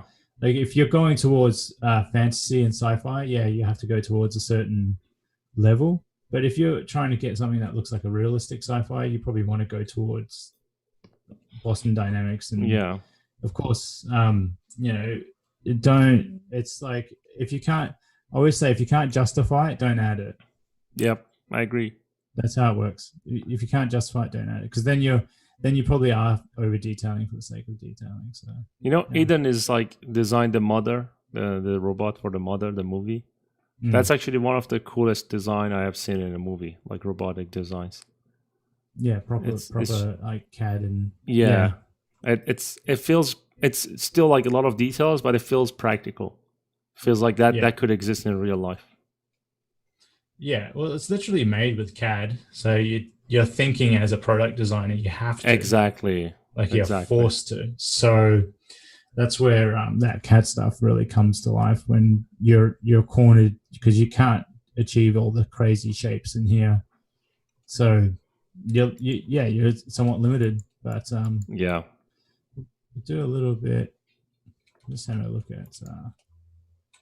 By the way, I shared your mentorship link in the description for people, not the description, in the comment section, and I put a PDF as well. Sorry, go ahead. Nice. All right. I was just going to look at. That kind of looks cheesy to me, the whole thing on the back. It could be something Yeah. there, but I feel like the overall silhouette is kind of strange. Doesn't fit with the rest of Yeah, the. but then if you took it from side away, is good. it looks like a man in a suit. Yes. No, from side is good. From the back, it's strange. I don't know. Yeah. I think it's because of the lats. He's got high lats, and yeah, maybe you can change it. I don't know, but then it's fine to have high lats. Maybe I think it's maybe like, and it's a small the lats are lat like, muscle. It's not big as well. It's just small. Well, it's not that it's high; it's that it's really like at the back of his spine. Oh, okay. Almost, it looks like it's like connected to his spine. I think that's what I'm. Feels more like I think it feels more like the tres major muscle, the scapula. Maybe I don't have a lat at all. Yeah. So well, if I bring it in a bit, just to. Yeah, that's the tres major, I guess. Yeah. And the infraspinatus. I mean, you could give him like I don't know. Sometimes I test. Because look, as soon as you add some sort of silhouette like this, you can try and make a reason for it. Oh. You can try and make a reason for it. If this will convert. Yeah, you can try and be like, yeah, that's a good thing to have there. Because it is a robot, cyborg, mixed thing. I mean, you could even just be like, I don't know, get rid of the finger. What do you mean get rid of the finger? I don't know, it's 3 fingers. Oh, 3 fingers, yeah. I don't know, you could even just like get rid of the middle finger. I mean, it could be completely different. It's a robot, it's alien, right? Why should he have fingers like human fingers? Yeah. I mean, you can even put a thumb on the other side, so it's a literal thumb like that type of thing. Yeah. So this is where because the feet look like normal feet, so you could change the feet. So I feel like the lower leg is actually too thick on the bottom part. Thick, yeah. The feet are okay, but the lower leg, like where the joints, where the joint is. This joint, the ankle. Yeah, the ankle area. And I just haven't touched the feet because I hate touching feet. I don't know. I don't like feet as well. Feels like useless. Too long. Too much thought. Too much brain power to like. Because you got to realize a foot has so many angles where it won't work. Like the silhouette. And you have to pay attention to it. You're like, it's not working on this angle. It's not working on angle. It's not this angle. Because you like go look at the top, quarter, side, like underneath, and it's like way too many little intricate things to be able to tackle quickly. It's actually interesting. When I do organic characters like anatomy, I don't like the feet. I don't like to work on the feet. It's not the fun part. You're doing everything again and again. Yeah. And the muscles are so close to one another. Yeah. You sit there. And hand is okay. I like the hand. I actually like working on the hand a lot. You know why? You can see your hands. It's easy. Yes. That's what I think. For me anyway, I can just look at my hand. Yep. The wrinkles like that, I'm done. But when you're essentially working on feet, you're like, go look at your feet, trying to check them out. And you're like, can't see that angle. So yeah, I remember doing that, and I was just like, I can't see the angle I want to see. And then you have to Google all these odd angles for feet. So it's I mean, if we cut that like this, I think we should charge for these lives. You know. These lives? Yeah, we should ask people to pay us, because when you don't charge people, they just see us. There is a live, they just come in and go. And I see how do you charge for live? How do you charge for live? Just put a donation part and ask whoever wants to watch us, pay us $50. You know, actually, I'm just kidding. But when you pay for something, it becomes more valuable. You take the most out of it. But when you don't pay for something, you're just like, yeah, okay, it's free. I'm going to watch it and go. Yeah, it's like when you buy an audiobook. Yeah. And if you listen to something just like an audiobook, or like a bit of information, I should say, on YouTube, it's harder to absorb it for some reason. Yeah, I think when it's you not. You put a monetary value, like I bought this bloody book, I should listen to it. And you go, it's like, because you have that resistance to learn naturally. Yeah. So everything in life, there's a little bit of resistance, right? Because you're like, hey, I know I should, but I'm just gonna like. Because we are not meant to do this, man. We are meant to just slip in the shadow during the day, and then hunt at some point during the day, right? We need to save on our energy. As I said, like in the beginning, we are not evolved yet completely. We are just evolving to the next level. So, but yeah, I mean, the other thing is, I don't know if you know about it. Like when people win the lottery, majority, like 80-90% of them, they actually lose all the money in 5 to 8 years. It doesn't matter how much it is. Because it's free money. Free money. You didn't work for it. And I think it's the same with I think it's the same with education. Like these kind of things, when you pay for it, you learn better. Yeah. I've thought about putting like YouTube videos on online and stuff, and I was just like, I don't think it would work. Like having a full tutorial on YouTube for free. It doesn't feel like it would work. I'm just being honest with that type of thing. I think it's why you don't really see it. You see like little tips but imagine if you had like a 3 or 4 hour video on YouTube, 5 hours longer, and it's a tutorial. I think people, it wouldn't from the ad revenue, you wouldn't make anything back in it. So I think people just go, I'm going to sell it, because I think that's generally what happens. And I mean, it's not like art isn't this. So anything non-entertainment based it's almost, if it's an entertainment, there's an entertainment factor to even what we're doing here. Yeah. But having a tutorial is not entertainment. No, it's not. It's boring. It's learning. I actually don't like watching tutorials. You get sleepy. Yes. And you know what I said to you? Breathe through your nose. It should wake you up, because your brain's getting tired. Yep. So if anyone gets tired when they're learning, it's because your brain's actually getting exercise.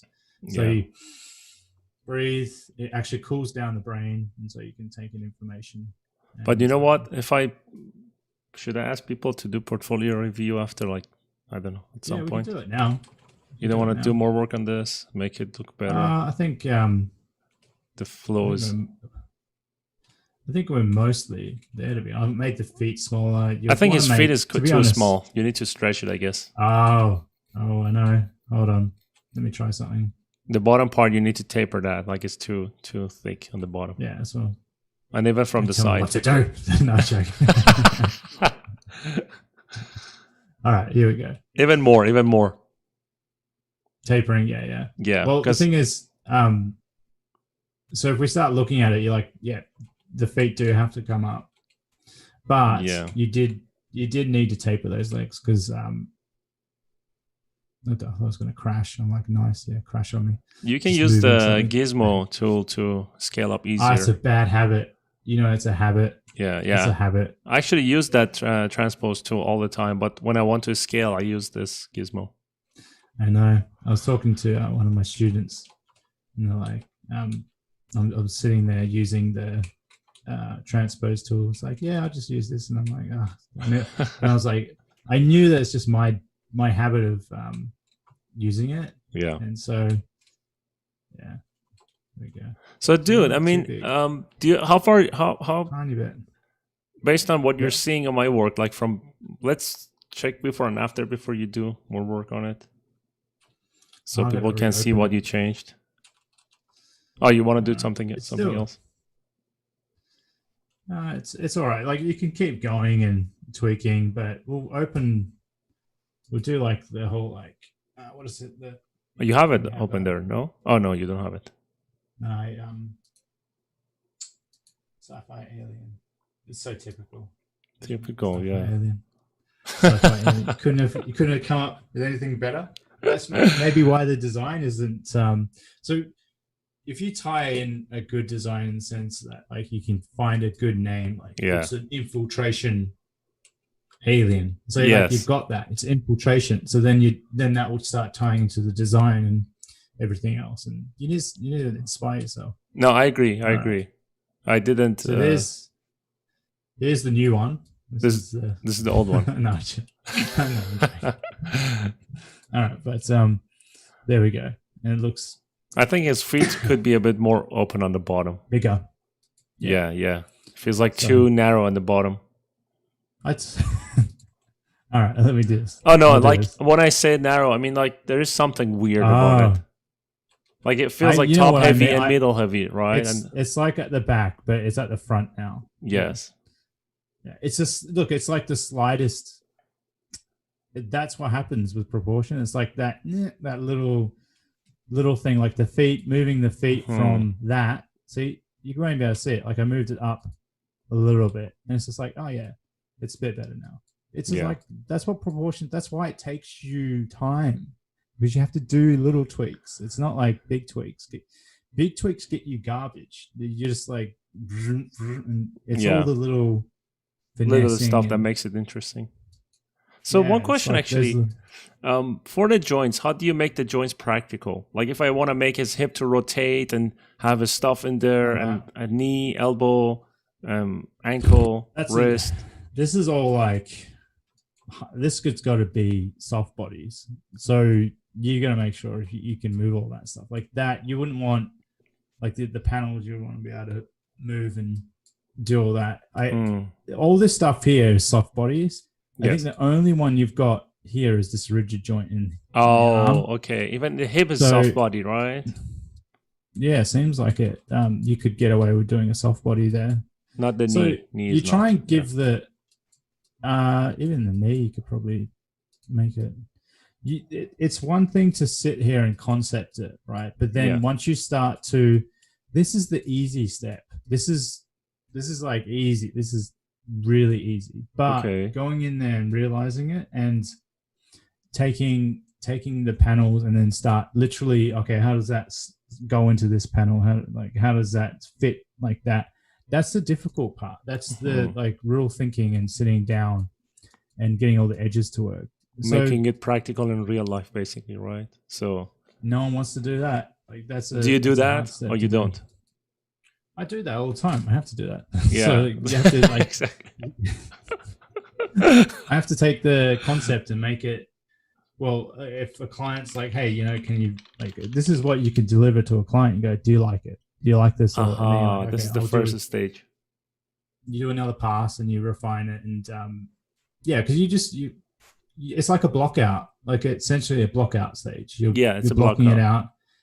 And you saw how easy it is for me to change stuff. So this is where you'll change all the things that you need to change and be really loose with it. And it's like a sketch and you're going in and sketching it. So it's the same thing if you're working in exercise or doing any poly modeling, you'd do a block out, but you wouldn't do it with all the details.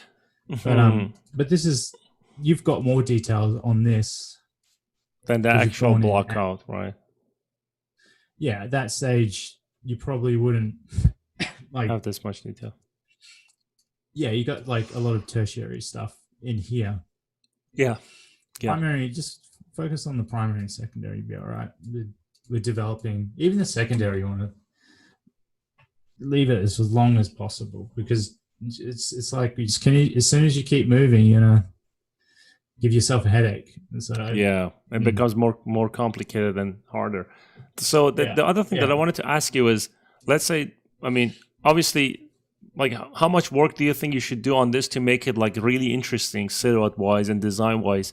And then once you finish the block out, how would you basically polish each section, like the hip area?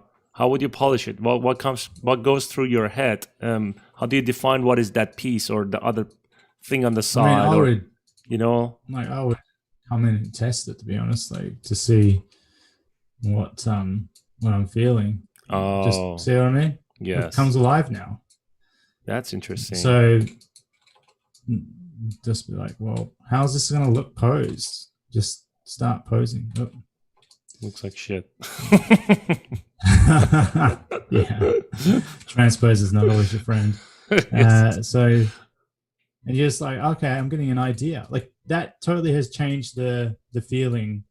And then you're like, okay, well, in that joint here, I know it's going to move out. And can I make it in such a way to evaluate it like that? And you can see where the bum will end up like you can see what will happen with that bum.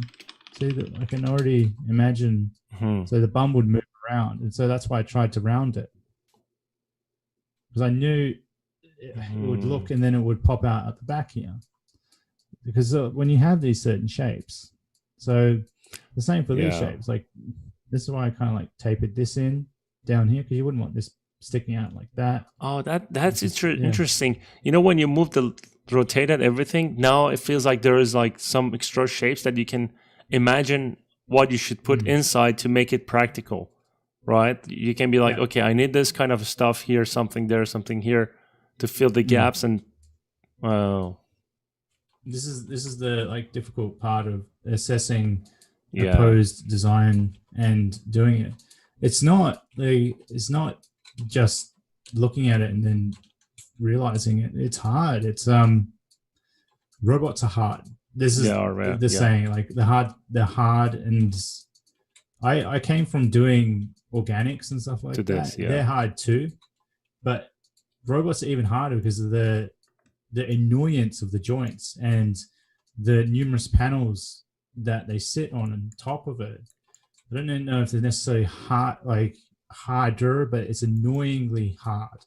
Yeah. When you're having to sort out a bunch of plates that have to move around a joint, it's annoying. It's like, well, how do I do it and then not change the construction? It's like this would have to then slide all these panels here. You have to figure out all these separate panels of how these are going to slide around the bum here. So in that sense, you might, well, I'm going to take the easy way out. I'll go gamey, and then I'll make it soft body. Like this is what I would advise to people if you want to not have a headache.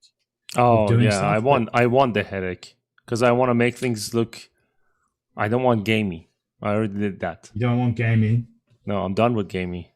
I mean, I'm already making games, right? Not done. I'm already making games, but I want to come with something that I can print and have it on my desk and like an action figure and move it around and more interesting. With the bum, you would have to have like multiple bits of armor that slide around the butt area. So yeah, medieval armor would be great for you to study. Oh, I see what you mean. Yeah, it's like it slides underneath, and then when you open it, it has lots of it opens up. And sometimes these are only things you can actually test when you're in doing it. You can't test it any other way. Like you realize the only way you can test it is by moving it and animating it. And if you think about it, you'll probably be working with a team of people to do that stuff.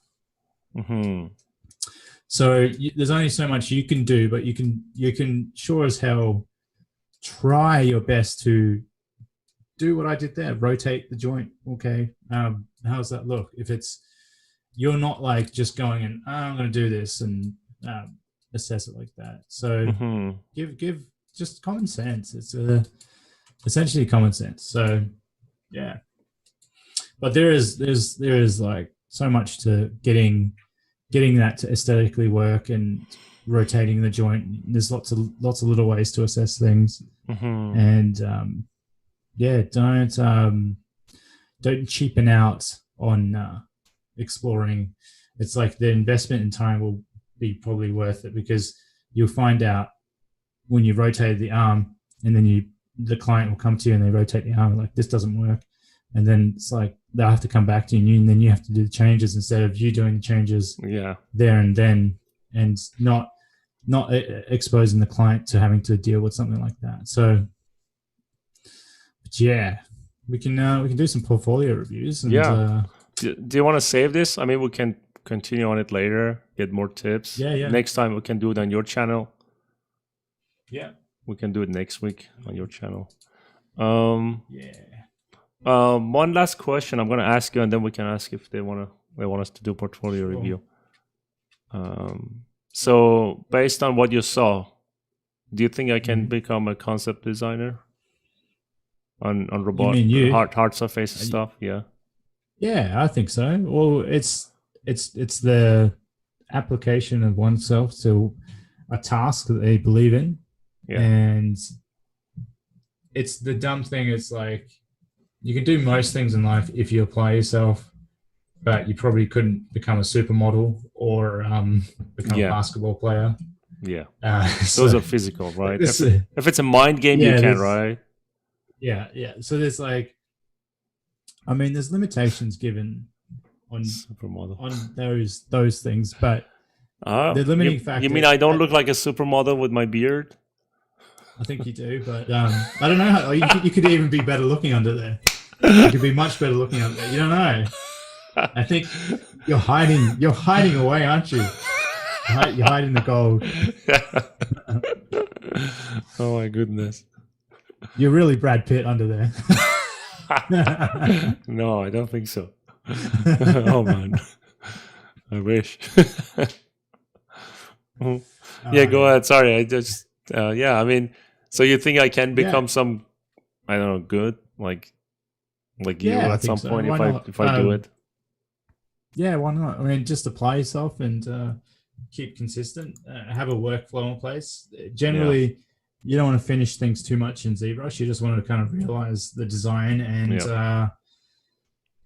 don't get too bogged down in ZBrush because you could if you like, but it's up to you how far you want to take things and take it to the next process of rebuild and You know, the reason I'm asking is because like I get a lot of questions like this from different people, right? I mean, when they ask me about character art and they're like, I'm 36, I'm 38, I'm 45, can I do it? And I always say yes, because I know it's possible, right? So that's the same thing. Like, you're an expert on this, you see better than me, right? When you saw the model first, you were immediately like, these are wrong. You can make these look better. You can change these. You can change that. Yeah. So, but it's already looking much better. Like, I feel like the overall silhouette looks pretty cool. It can be improved. It can still be improved. I still see like stuff that can be changed. Yeah, I mean, if we look at silhouette, it's kind of. That's why I just added this here to break it up. Do that's something fun. That's actually pretty cool. I mean, you can even play with it more and make it on a different. Let me see if people want to do a, guys. If you guys wanna, we can do portfolio review now. If anyone is interested, I don't know if anyone wants to drop their portfolio link. We can do it now. If you guys want to see me or Mike check your portfolio and give you some advice, maybe. That looks like a flower hip. Flower hip. Yeah. Yeah, I'm just playing with the silhouette. That's pretty cool. You can still play with things and that's not one way to do everything. You see, this looks like your design now. Yeah. Also, I mean, I worked on it, so. No, but I mean, like, every person has a specific shape library they use. Like, Vital is different, you are different. You know, Eden is different. That's why you can't replace anyone. Yeah. Like, I've heard that someone says, "Oh, someone's gonna come and beat Vitaly." I'm like, no, they won't. They'll just be themselves. So. Yeah. No one replaces anyone, really. There's always that thing that people tend to like art anyway. No one replaces art in that way where you just replace people. It's like a lost skill with times change and things evolve and things that are at a time, they're a product of their time, I should say. Yeah. And when you have that, if something's a product of the time, it will look like the product of the time. And we end up valuing you end up valuing that like the product from the time. You're like, that was like cars that were vintage cars and they were made in a certain way. Yeah. And so you value that. And you can't replace it. I don't think you can replace it. You cannot. Yes, I agree. That's why when a client comes to me, go ahead. Sorry.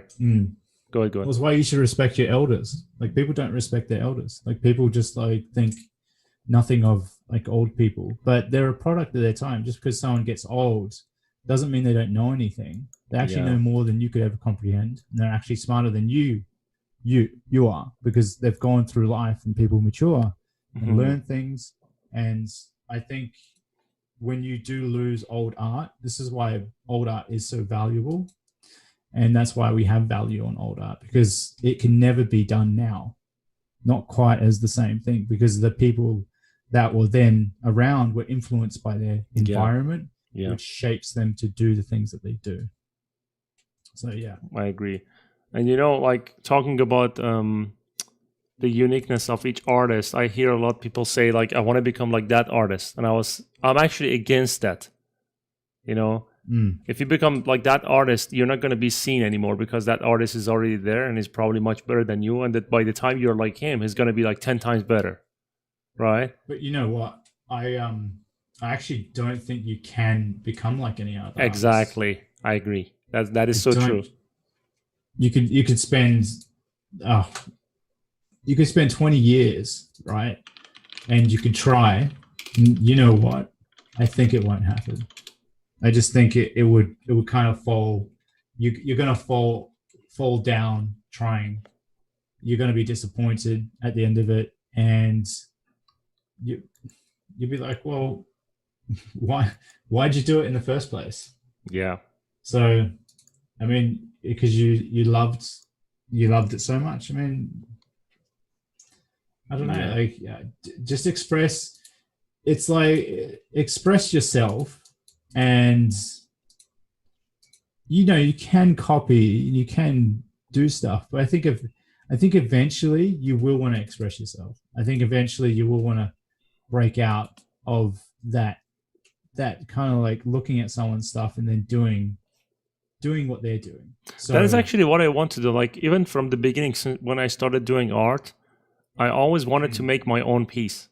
I never copied any concept unless if the client was asking me to make this character for us, and then at that point I just did exactly what they wanted, right? But if you look at my portfolio, and I don't have everything in my portfolio, by the way, but the things that I have there, the ones that I did it for myself, it's just like my own creativity, right? I don't like to copy anyone. Even if you give me the best design, best concept art, that's easy to copy. It's just a piece of cake. Like I can just write something with my other hand and finish it with mouse without like thinking about it, because it's there. I can look at it. Yeah. Multitasking. Yeah, and it's not challenging. This is challenging. When you design something, this is challenging. This is like making your brain because you're improvising, right? I mean, it's not easy to improvise. Well, so when working on this, it is challenging to do it. It's not easy because I'm also respecting what you've got there. Yeah. So when I say when people copy, it's actually harder to copy. So it would be harder to go off and copy somebody than. So if you're copying someone, think about what you're doing. You're having to look at every detail, then look here, then look there, and look there. And look there, at that point, yes. I mean, it's labor, right? It's hard labor, but there's nothing challenging like about. It's not. How do I say it? Yeah, it's not challenging. It's not a puzzle. You're not. Basically, it's like this. When you play music, classical music, if you become a good pianist, you can play any piece, right? Without even. Being the best at music theory. But if you try to improvise, you're going to fail if you don't know music theory, which is the hardest part. Understanding music theory, understanding chord progression, and then playing something, improvising a piece of music without having any, without playing someone else's music, basically, right? So to me, this is the same. Like when you design something, it's more challenging because you have to come up with your own shapes. You have to create the stuff in your brain, test it, and then it's more time consuming, and it's more, I guess it's a good sport for brain as well. Yeah. Creativity, right? I mean, you're trying to be creative. That's if you keep pushing yourself. Yeah. So if you don't, it will, if you don't keep challenging the types of things that you're doing, it will, you will, it's all automatic after that. Like unless you're, so if you're going, I want to do a different shape, I want to do a different thing, I keep doing this habit of doing this and doing that. And I try and do that every now and again, and that's what I did with that Dickett one. That was to challenge a different way of detailing. Yeah. So yeah, that's the way I did that one. We already did it for 2 hours and 30 minutes live, and no one is showing any portfolio. That's all good. Should we just... We could end it there and call it a day. And hope everyone enjoyed it. And we can do more of these. And next time we'll do it on your channel. Do you want to save this and work on it again? Like we try something different on it on your channel next time? Maybe. Or maybe we might get boring. Oh, maybe something different. Maybe we can build something else. Like, I don't know, like an arm or... Yeah, we can try something. Peter said he sent his portfolio. Let me actually ask him. All right. He said he sent it, but I don't see anything here. That's strange. I do not see anything.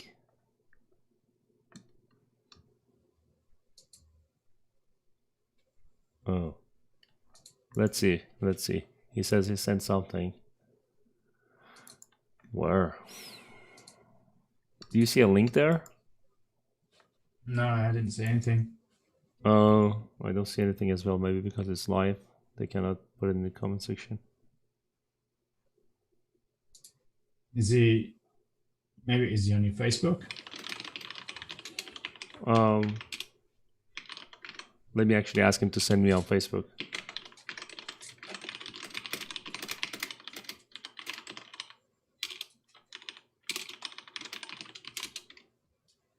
Or maybe, I don't know, if it takes time, we can just leave and do it another day. Like you're tired, I'm also tired, we may not. Maybe guys, maybe we should do it. Maybe we'll do a just portfolio session next time. He says, hold up.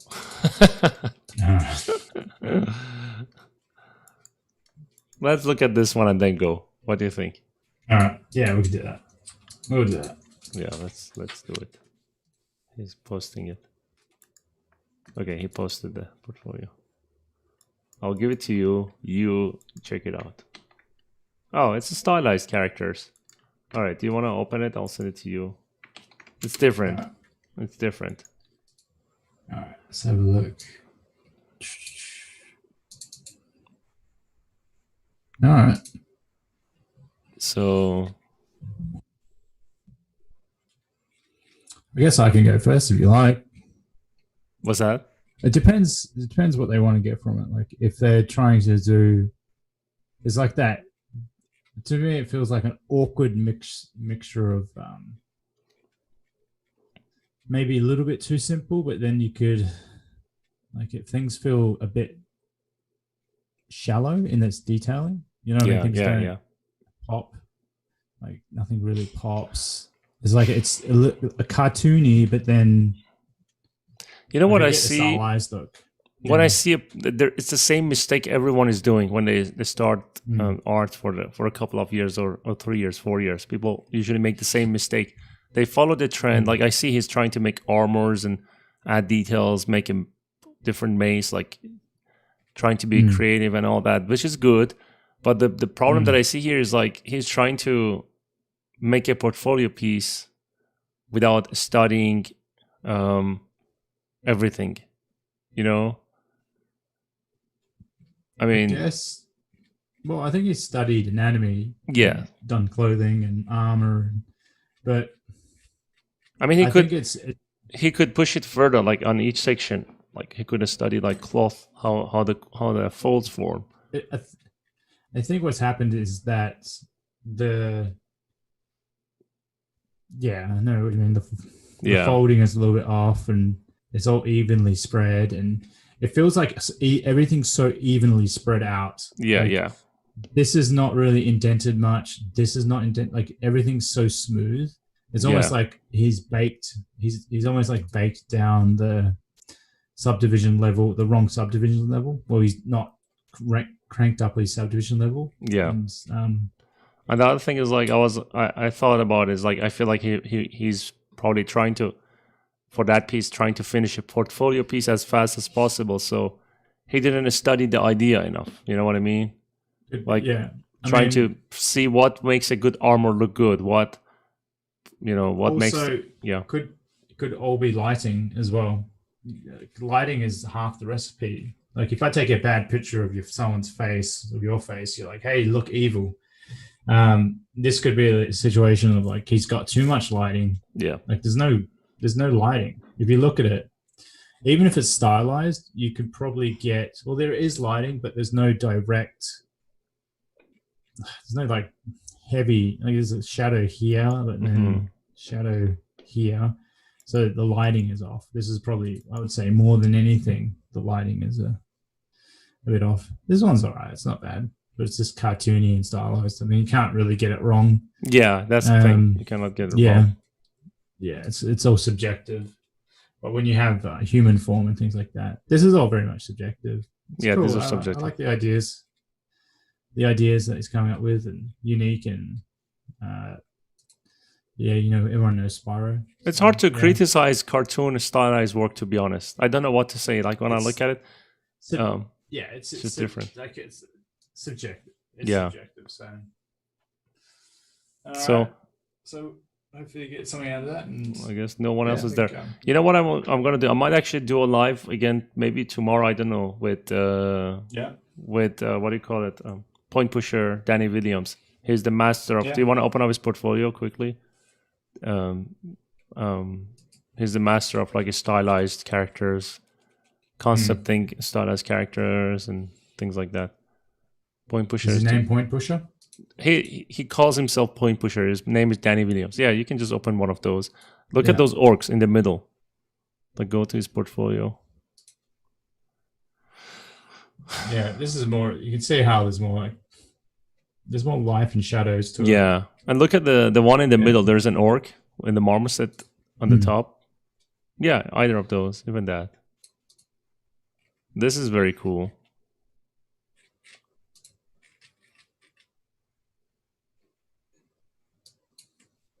Yeah. See, like he's very cool, right? I mean, it's stylized. The textures are pretty cool. Yeah, it's the fine line, and that's a balance. That's hard. So, stylized with realism is it's like a balancing act. It's not. You can easily go over and make things that are just too realistic. So he's meeting the need. Yeah, exactly. Follow me. I should follow back. But he's got that mixture of the two. Look at the one at the top, like close to that green dragon. That one. This one? No, the left. Yeah, this left. One. Yeah, this is cool. This one. This is very cool. Like when he showed it to me in the podcast.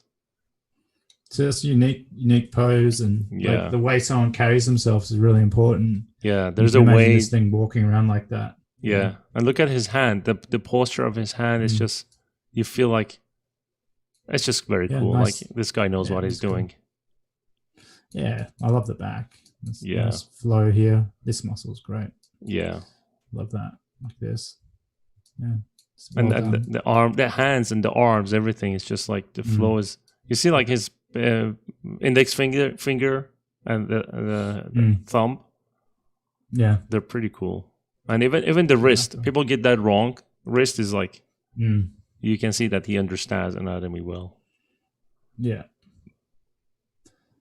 So, I don't know. Yeah, let's call it the day. You're tired. I'm tired. Yeah. Guys, we'll do more live. Next one is on Mike's channel. Just subscribe to his channel. The link is in the description. Yeah. Actually, I will put the link in the description now. And that's it, I guess. Yeah. Let me actually stop the live stream. All right, guys. Thank you for watching. Yeah. See ya. See you all next time. Bye, everyone. Let me end it.